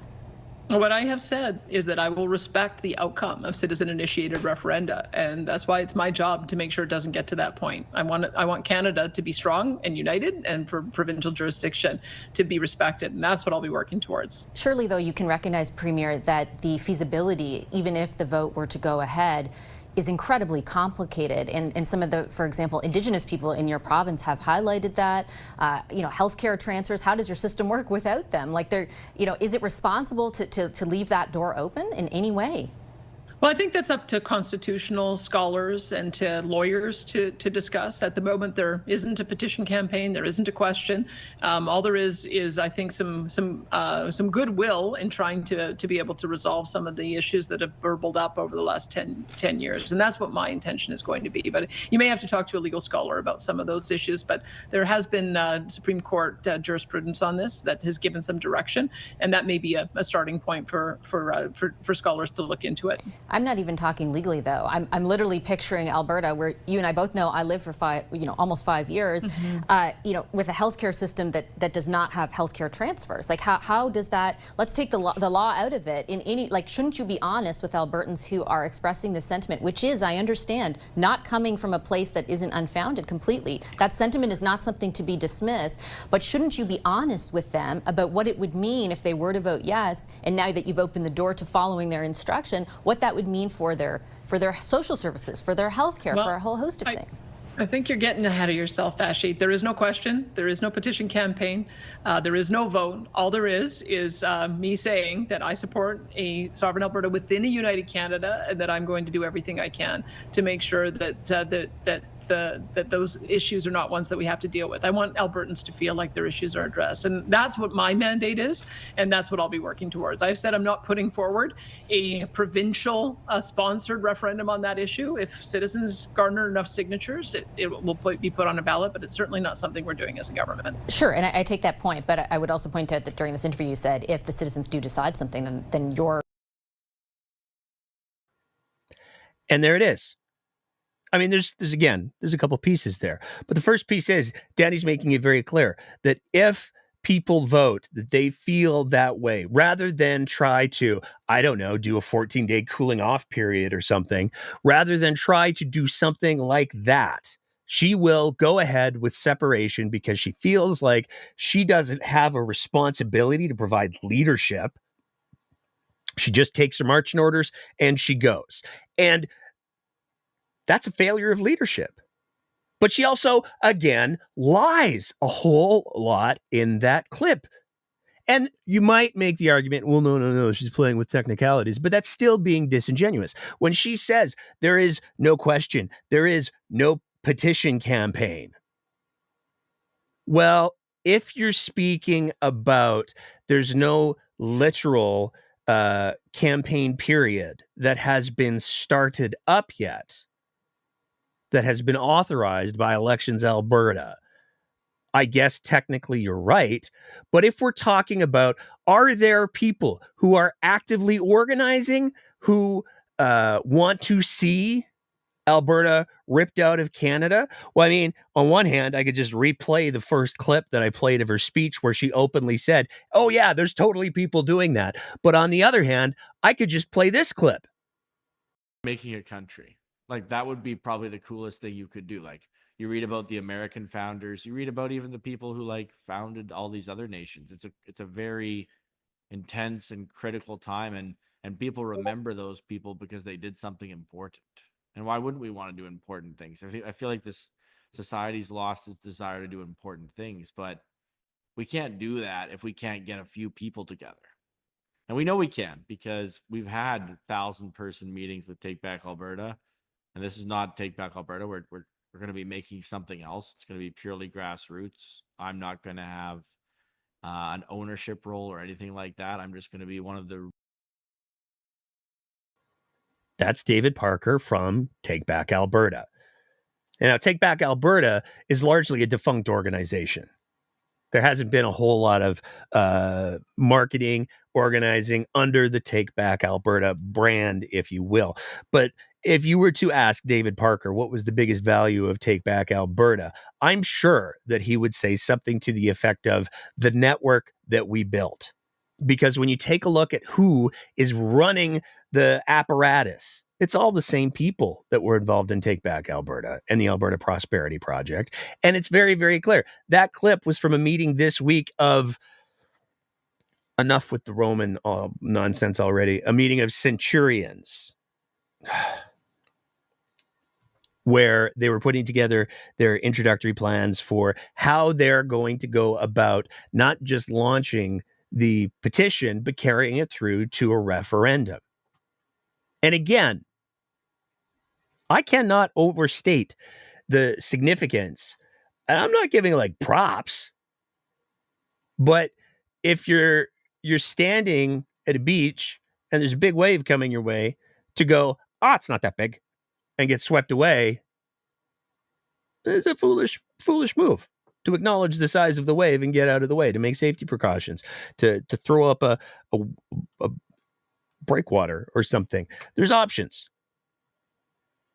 So I'm not giving props, but the organization, the networks that exist, the Take Back Alberta and all of the Freedom and Convoy folk built coming out and through the pandemic, is very much still in play. And they're very much utilizing it. And this is the most important part. For a conversation on separatism, and I think Vashi in Power Politics did a very, very good job of, don't people deserve to at least have the truth? Don't they deserve to know how screwed the province would be if separation was pursued? For a conversation on separatism, it should be based on facts. It should not be based on manipulation. It should not be based on bad faith. And it certainly shouldn't be based on slandering and trying to create chaos inside of other organizations. And yet, here we are. Cut to Nahid Nenshi, essentially engaging in dismissive talk about the independence movement. He is talking about how the Alberta NDP is going to do whatever it can to block that movement. Quick cut to a postal worker meant to demonstrate an average working Albertan. For those who are in the loop about union politics, that is also Greg Mady, who happens to be the president of the Edmonton District Labour Council. And my motivation for including him in this promotional material is that I'm hoping that people on the left are going to recognize him in this video, and they're going to share it with him, and they're going to share it with other people, and they're going to be asking the questions of, oh, okay, why is our president being featured in this? And hopefully stir up some controversy. In addition to this video footage, I also have some audio of him talking about Take Back Alberta and how they appeal to working class people much more than other unions across the province, and how that's kind of scary. Cut to a farm, And because there's a farm, I am also focusing on a random ordinary farmer who you probably don't recognize. And if you do, that's because he happens to be a leader here in. That leader was Tim Hovan. That was not the person who was speaking, for the record. But there it is. The people who are organizing on the side of separation are not organizing on ideas or merit or what's best for the future of the province or the country. They're organizing on the basis of destabilization. They're organizing on the basis of lies. They're organizing on the basis of generating as much controversy as they possibly can. They're organizing on bad faith. And that's not something that should be taken lightly. Because what we're going to see over the next 6 months to a year, as we're trying to have serious conversations about the serious problems that we face as a province and as a country, we're also going to have to deal with the fact that there is a bullshit factory that is setting up to churn out bullshit at a rate that has been unprecedented and unseen in this province before. And the stakes could not be higher. As if dealing with teachers potentially going on strike isn't a huge issue that needs to be addressed. As if kids not having the supports that they should have in the classroom isn't an issue that's big enough to be addressed. As if the threats south of the border aren't issues that are big enough to be addressed. As if the whole question as to just how corrupt, if at all, is the provincial government in regards to the corrupt care scandal. The lawsuit that's going forward from the former CEO of Alberta Health Services. There is so much going on. Any one of these problems is big enough that it should deserve the full focus of the population.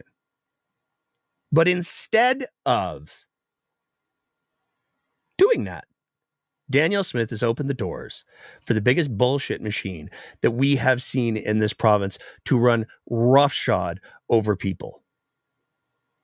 And it should be terrifying to everybody. And the only remedy to that is going to be having uncomfortable conversations, talking about the actual facts. When somebody says something like, "Oh, the attack, the attack was like Pearl Harbor up in here on Alberta, the federal Liberals with their economic planes."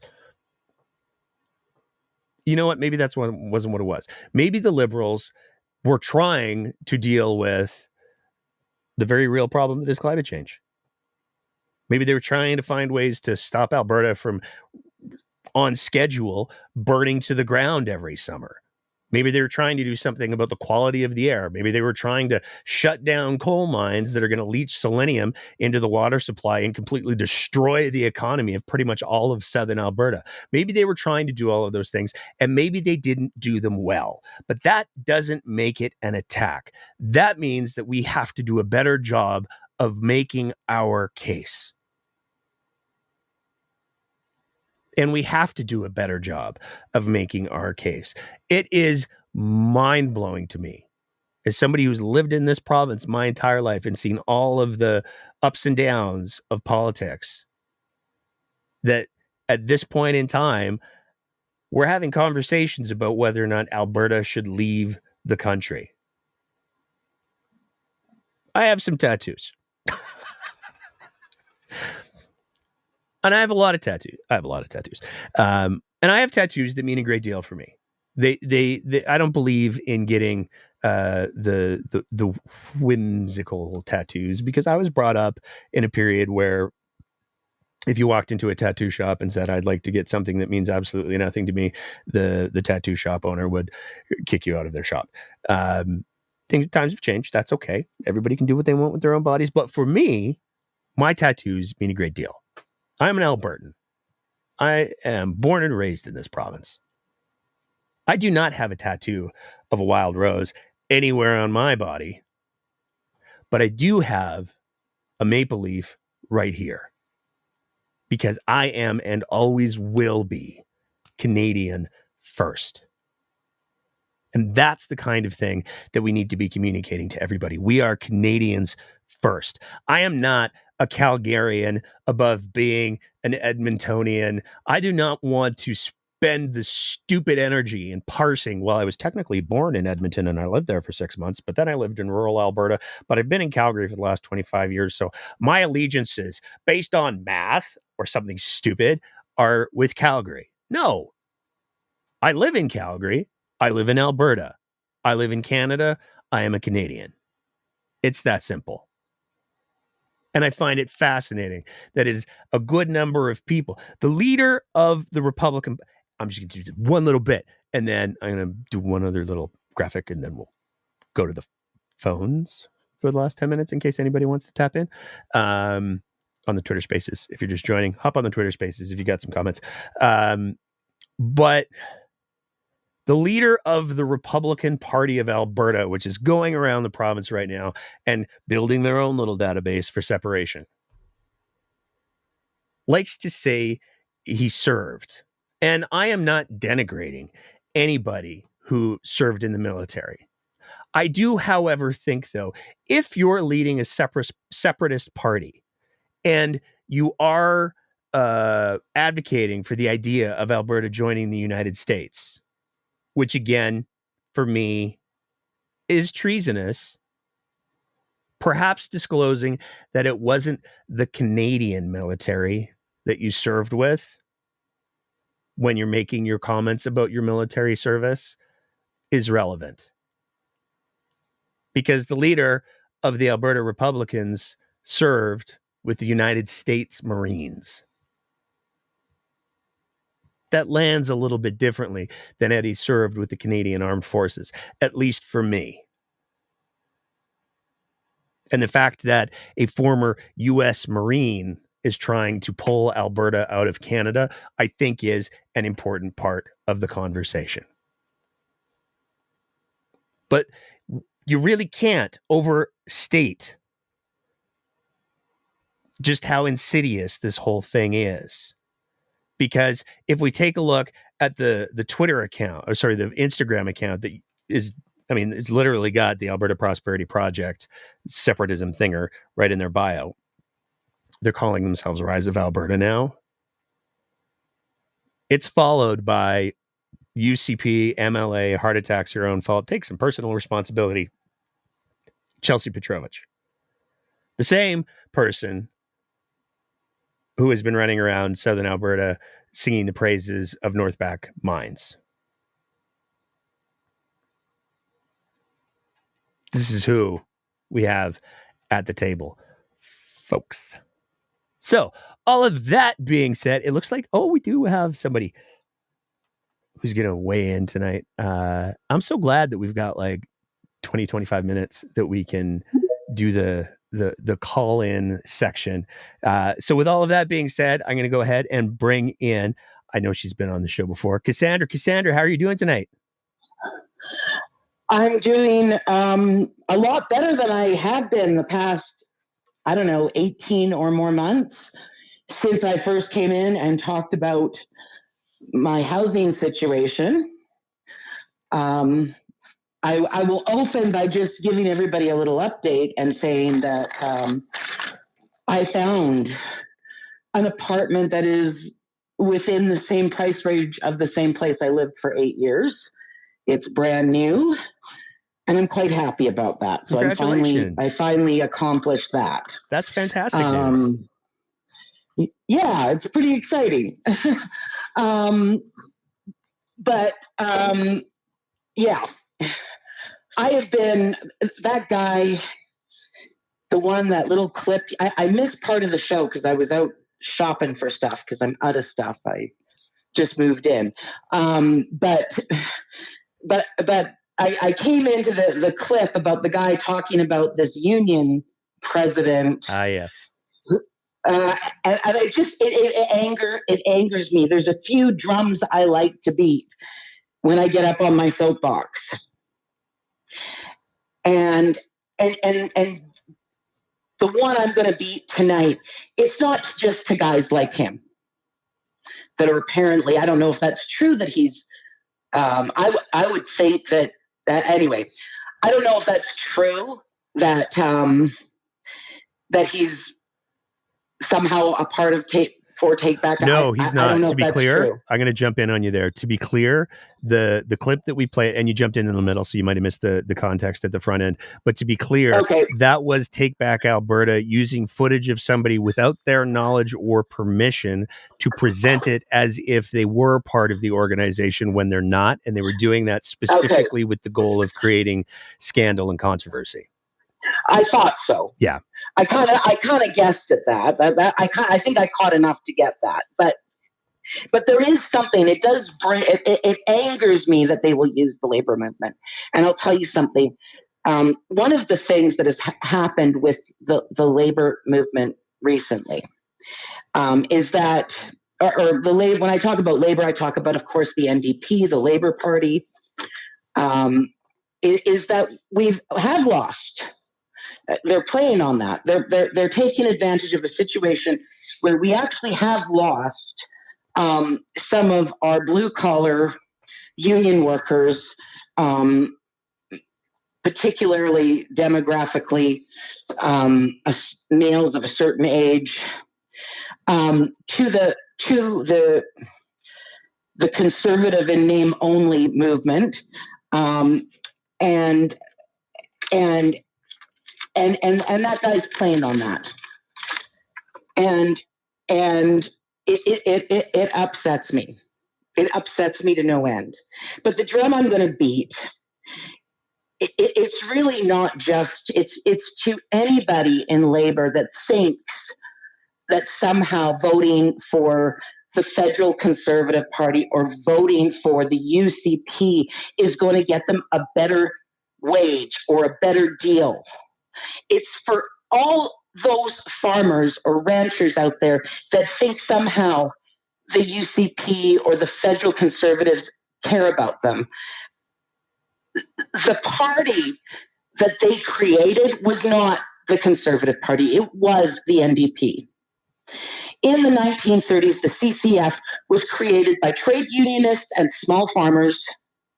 One of the small farming organizations that was most prolific in that movement and the creation of the CCF was the United Farmers of Alberta.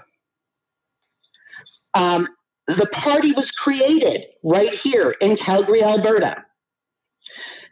Move forward when in the 60s when we decided to revamp or kind of we restructured the party, rebranded the party as the New Democratic Party. That also happened in Calgary, Alberta, and it was also trade unionists and small farmers that were the driving force behind it. We've never, ever stopped being about a better deal for workers and farmers. When we think about the environment, that's what we're thinking about. We're thinking about selenium from mining, open pit mining, poisoning the water they need for crops, to feed their cattle. We're thinking about a minimum wage that is a living wage. We're thinking about health care and proper benefits and a weekend and a 40-hour work week instead of an 80-hour work week. That's what it was based on. And I just really hope when I listen to all this stuff that those folks that somehow think that those guys are going to give them a better deal really look into the history and realize it was their granddaddies and great granddaddies that created the CCF and the NDP. And anyway, that's my This has been brewing in me for a while, not just tonight, but anyway. Well, I'm glad we got some space to let get it out for you. It's just everything in the news lately. Like, it beyond even that, like every inch, every millimeter of Alberta is treaty land. Treaties that existed before there even was an Alberta. We were a part of, Alberta was part of Rupert's Land, the Northwest Territories. Which was owned by Hudson's Bay Company. It was later a deal made. The government, I can't remember how that all went down, but the Hudson's Bay basically sold it to Canada, and it was an act of Parliament that separated the land that is now Alberta in 1905 and created it. And my grandparents came over when to Canada when Alberta was a brand new province, and they got a homestead to farm. And my family is one of those families that built Alberta into what it is today, and it just disheartens me when I hear the division that Danielle Smith wants to sow, and her smug little grin about how she's doesn't really believe in separation. She is following Preston Manning's Blue Book to a T. Mm-hmm. I suggest every single person read it. And I know I've banged that drum before too, but it is pertinent. Yep. These people do not care about the unity of Canada. They never have. From the day Preston Manning got his feet wet as leader of the Reform Party to today, nothing has changed in their minds. Some of them, like Jason Kenney, might have been smarter politicians than some others, like Danielle Smith. But the goal has always been the same, and they're doing it now. We're watching it live, and we need to all get up on our soapboxes and start beating our drums and telling them no. 100%. I agree with you 100%. And I mean, that's the one of the fundamental questions. I had a debate I had a tantrum. I had a rant because I crossed paths with somebody who was like, well, I'm a separatist and these are the reasons why. And I decided, normally once somebody has signaled to me that they are not in a good faith conversation, they're not, I'm not going to say anything that's going to change their minds. That's when I just go, okay, we'll have a good day. But I was in a bit of a mood, so I decided, okay, you get in both barrels today. And I went off. And one of the things that stunned me was in that debate, one of the things that came up was this person advocated for, well, we make more money than the rest of Canada, because I had to explain how equalization works to them. And they were like, well, if we're making so much more money than the rest of Canada, then we should have a greater say. And I was like, you really want to think about how you're playing that, because if the argument is people with the most money get the most say, everybody gets screwed. And I don't want to live. If I wanted to live in a country where the pursuit of the almighty dollar was the be all and end all, I would move to the United States. I do not want to live in a country. I want to live in a country where I can believe that we are aspiring to and actively pursuing the aspiration to make sure everybody's taken care of. I think that's a good thing. I don't think it costs me very much, and I'm willing to pay my taxes in order to make sure that happens. But this is not that. This is I want it all. I want it for me, and that's it. And that's what is at the fundamental core of, from what I've seen, of this separatist bullshit. I want it all. I want the most for me. I don't care what the consequences are for anyone else. I want to believe the things that I want to believe in order to get the most for me, and that's it. And it's gross. And I think that everybody should aspire. And I'd like to jump in on something there. Yeah, go right ahead. Because I'd like to make a point about that, because you're right. That is the attitude. But what none of those people, none of them are millionaires or billionaires. No. The majority of these people organizing it, who do they think is going to get more say? It's not them. Nope. It's going to be like the Jeff Bezos and the Mr. Wilson there and people like that. They're going to get the say, and they're going to get screwed. Well, there's a reason why TBA was started with seed money. Like the first iteration of TBA was started with seed money from the very rich Lululemon. I don't know if I'm saying it right. Lululemon, I think, guy. Like there's a multimillionaire who gave them the money to start their whole organization. Go look up the Pacific Prosperity, whatever it was, and it's all right there. The Prosperity Project. Yeah, exactly. So yeah, anything else you want to throw in there? 'Cause it's so great to have you back, but I got two other people who are in the queue, and I don't want to take up any more of your time. No. Wow, I came out with more fire than I thought I had in me tonight. But I love it. thank you for the space, and I can't wait to hear what everybody else has to say. Well, it's good. I'm just glad that we're able to have a little bit of time. I was able to talk faster and shut myself up a little bit so that we could have a few speakers in. I'm going to bring in another long-time speakers corner person. Tammy, how are you doing? Let's see if I've got this thing off. Are you doing okay? I don't know what it did. It put on some. Oh, wait. There. Am I on? You sure are. Okay, cool. What's going on? I don't know what my phone is doing. It was doing something weird, so we won't ask. It got me on. That's the main thing. There we go. We'll just blame Elon. Okay. Man, I was so thrilled. Okay. So, couple of things. I had to give up, like, the NDP reached out to me and is like, do you want to renew your membership with the Alberta NDP? And I said, no. I said, because I want to buy a Liberal membership so that I can vote for Mr. Carney. And I'm like, it's not that I'm upset with the Alberta NDP. God, no. Love you guys. But you guys have that rule that says that if you belong to the Alberta NDP, you also belong to the federal NDP. And that's not allowed.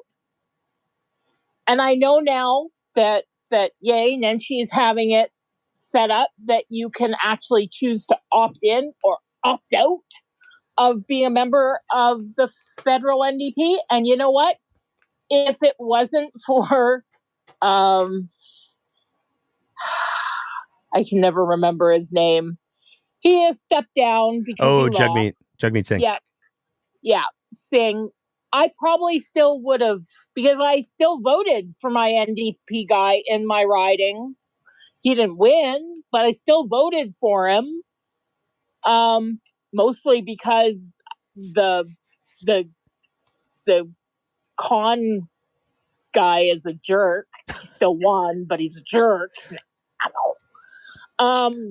But you know, it's that thing of how do I cut the baby so I can support all the places that I want to support. So honestly, I'm really thrilled that Nenshi has actually gotten it through, that the Alberta NDP can be separate from the federal NDP.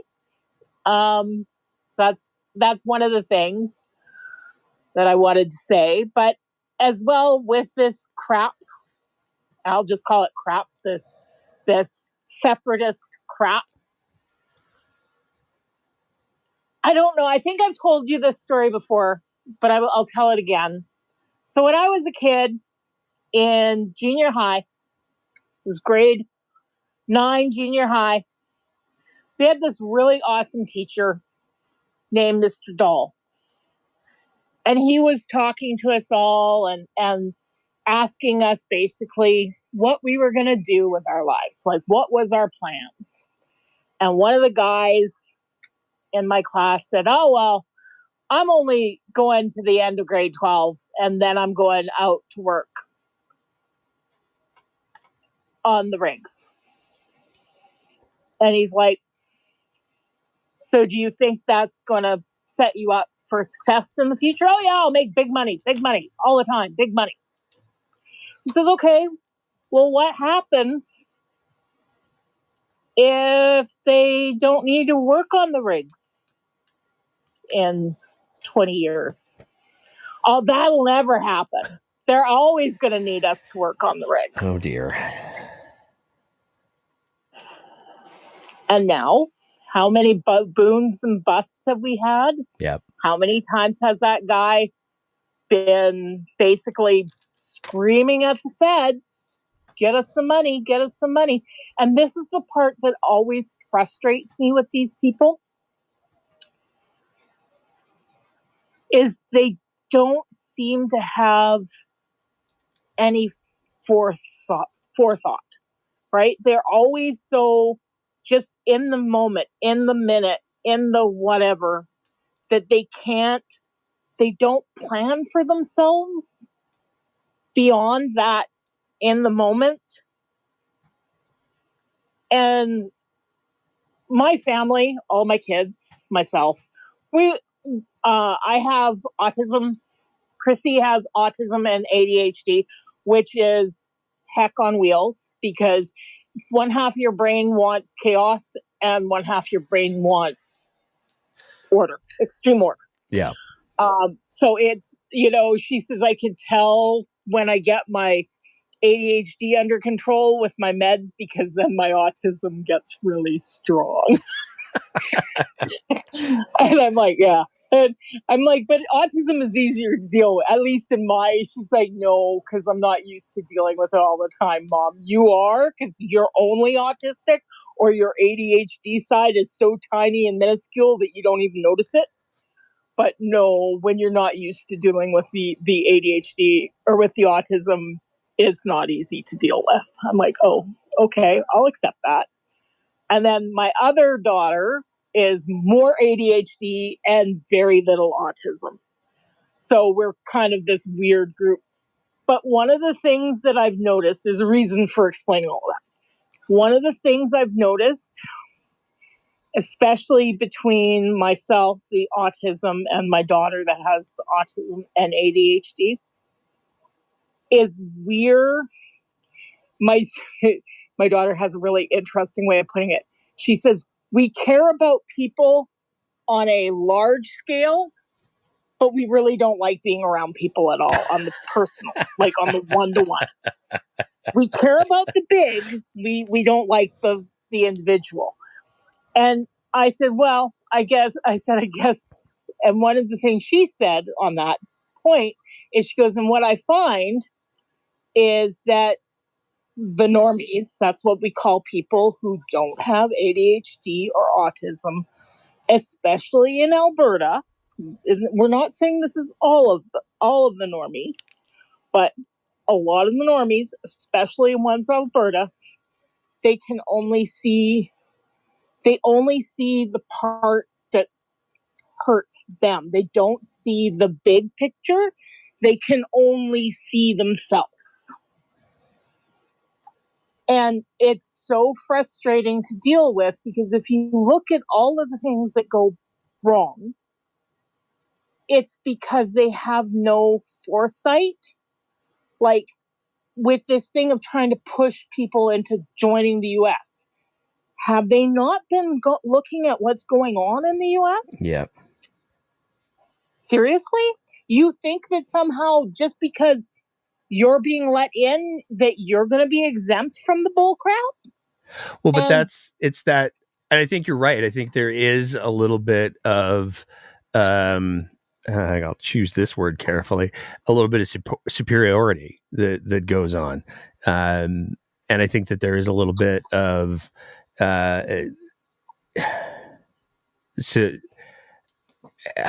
trying to figure out how to phrase this. I think that there is a little bit of, it wouldn't happen to me. It couldn't happen to me.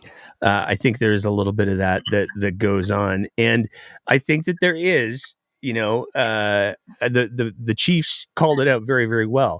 There is some racist bullshit that's present in this. Absolutely. And I mean, and they also look at that the same way of people like me, that I have disabilities. Yep. So I'm autistic. I've had 2 strokes and cancer, so I can't walk around very well. And then I say, yeah, but you know what? I had the forethought to not tie myself into oil and gas. And they're like, what? I'm like, I didn't need what I took for an education, computers. I said, I've worked in oil and gas on SCADA projects. I've worked in the utilities business. I've worked in education. I've worked in IT, direct IT. I've worked in telecom, because guess what? My job, my skill set transfers everywhere. I still get, even though I've stepped back, and after my strokes, I could transfer those skills. Like, I couldn't do them fast enough anymore for the things that I used to do, but I still had the skills, and I could transfer that over into being a technical writer. But it's like and yet these other guys that I went to school with that worked out on the rigs, they can't do anything to this day. But I think that oil and gas. there's this lie that some people tell themselves about it's that survival of the fittest mentality. And I think it does dovetail to some degree, because it is a lie. I think it does dovetail to some degree with that I am supreme narrative that a lot of people like to tell themselves, because people like to look at somebody who's weaker than them and go, I am better. Or somebody who's more vulnerable than them and go, I am better. And there is, it's that there's that mix of, when we talk about the kind of people that are like, I want to go to the US and screw the disabled and screw the neurodivergent and all of that, and I just want to get what's mine. There is always that undercurrent of the survival of the fittest. And inside of that, there's also that undercurrent of, like, there really is. There's a white supremacist piece that's going on in the province of Alberta. I think, I remember the 80s and the 90s, and I thought we did a pretty good job of swishing it down in that time period. I mean, we certainly, in my social circles, would not tolerate things of that nature. But, I'm looking at, here's the thing. I'm just going to say it. I'm probably going to get in trouble, but I'm just going to say it. I've been watching Danielle Smith's timeline for the last 24, 48 hours. And she has been doing a look at me touring the province. I'm touring the province. I've been in Drumheller. I went to Ontario school. I was in Hardisty. And she's got all of these social media posts and all of this. And I find myself struck by the fact that she's posted today. There's nothing acknowledging her attendance at the Nagar Kirtan in Calgary, which is the big Sikh festival. And I can't help but wonder, is it not being posted because, the brown people? And I hate the fact that, we have, that's a reasonable question to ask. I hate that fact. That's all I'm saying. I know. Anything else you want to throw in? Because I'm taking up all your time here. No, I think, I'm gonna, okay, one last thing, and it's kind of a conspiracy theory thingy, so feel free to go, I don't really think so. But after Carney met with Trump, and Trump had that little kind of a smirk that he gave, and he made a comment about, we'll see what happens in Canada. And I can't help but think, was there conversations with Danielle and not necessarily with Trump, but with one of their whatevers there about getting that separation bullshit going again? Well, I mean, I think, honestly, I think Danielle Smith is below Donald Trump's pay grade. But but we know I wouldn't that say it was him specifically, but one of his people that he has running around. He lost it. He loves the Fox News. We know that. And we know that the self-appointed delegation black hat separatists, traitors, went down to the States and they did a bunch of appearances on Fox News. So I don't think it's unreasonable to presume that Mr. Trump has not been exposed to some of the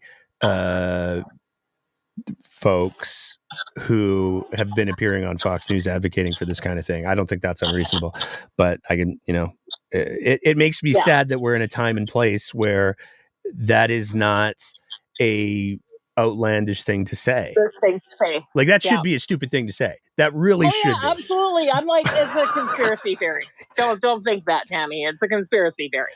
But I can't help but go. I feel you. What is it? I feel you. What is it? It's like, but anyway, yeah. So that's all of my ranting and raving. I've missed being able to chat. But glad it's back. Me too.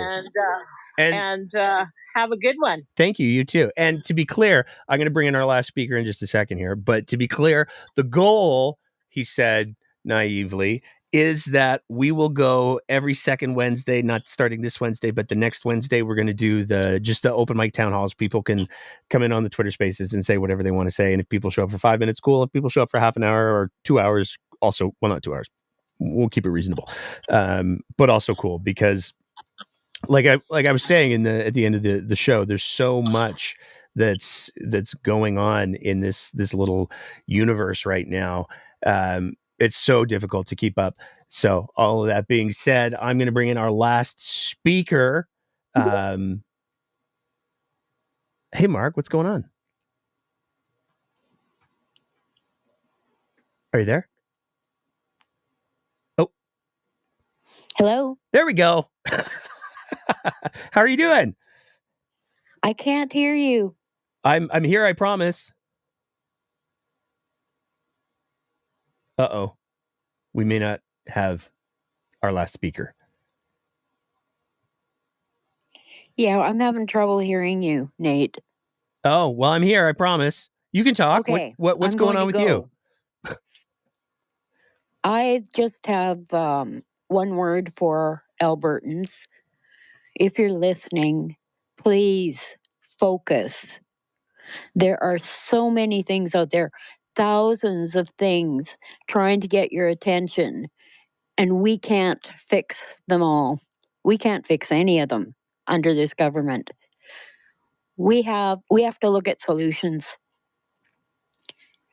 I would ask people to take a look at AB resistance. We are, as we speak, organizing recalls. We needed 6 recalls to begin with. We are now at 3, simply because Peter Guthrie is an independent, Scott Sinclair is an independent, and now we have Nathan Cooper as an envoy to the U.S. because, we're a country, we need an envoy. But that's my message to people. Please look at solutions. It's a good message.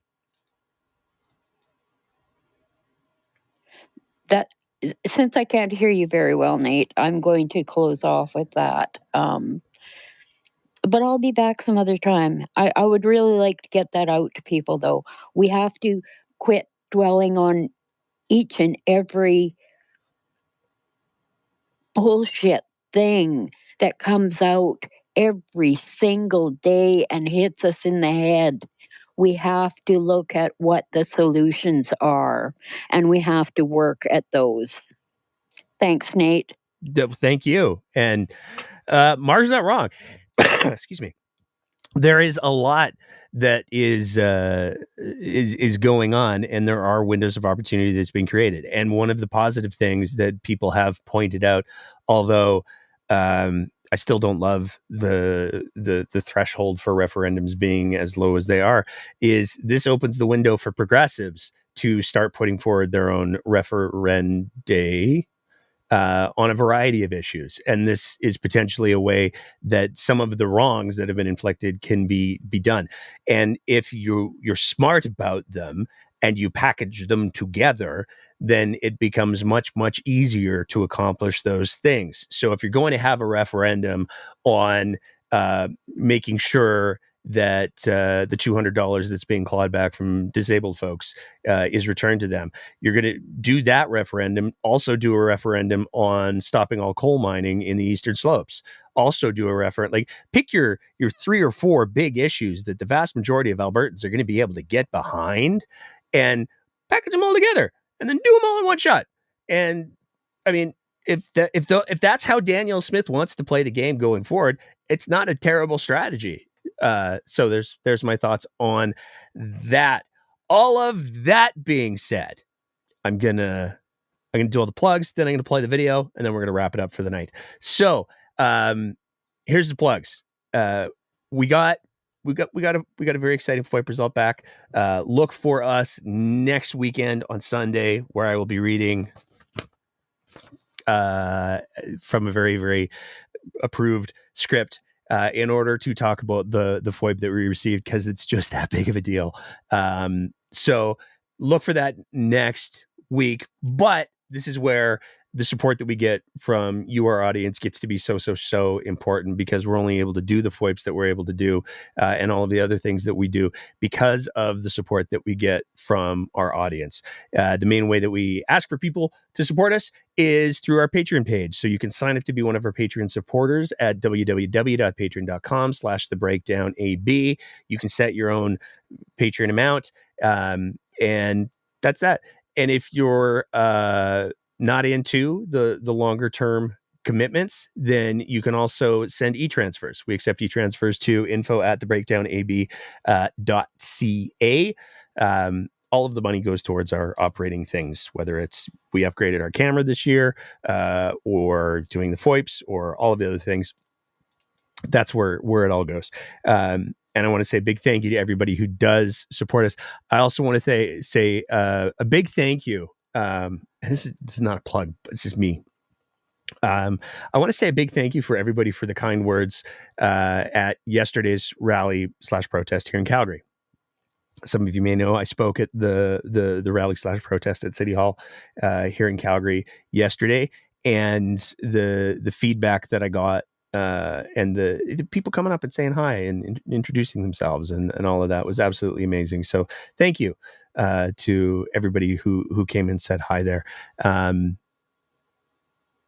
Yeah, I think that's all of my pitches for tonight. Here's the video. How's your BS detector evolved over time? I tend to be pretty trusting.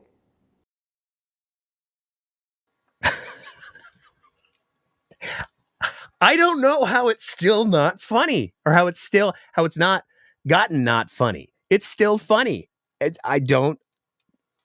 mean, what, we're 2.5 years after that clip was done, and it still lands with me perfectly every time. Thank you, everybody, for listening, tuning in tonight. I want to say a huge thank you to the chat. See, one of the things that I love about having the open mic, the speaker's corner bit, is it gives me a little bit of an opportunity to listen to what's being said, but I also get to catch up on all the chat stuff. So I love that. And huge thank you to everybody who's in the chat stuffs. You guys are great. I love the community that we have going on in there. It's absolutely beautiful. If you're new, like and subscribe, the little bell thing, so that you know when our shorts get put up, because we have a wonderful person who puts up the shorts for us. So there's that. And that's it. Nothing this Wednesday. We'll see you next Sunday for a very, very, very special and exciting FOIP episode.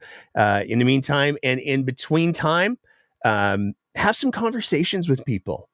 Talk to some people. Let them know that it's okay to be proud to be Canadian. To acknowledge that we have a lot of work to do in this country and in this province, but being Canadian is still awesome. And that's okay. And we don't need to be ashamed to be Canadian. We don't need to be feeding into bullshit victim narratives that the Premier of Alberta is currently trying to feed us, because it just diminishes all of us. And we are better than that. So take care of each other. And as always, keep the conversation going.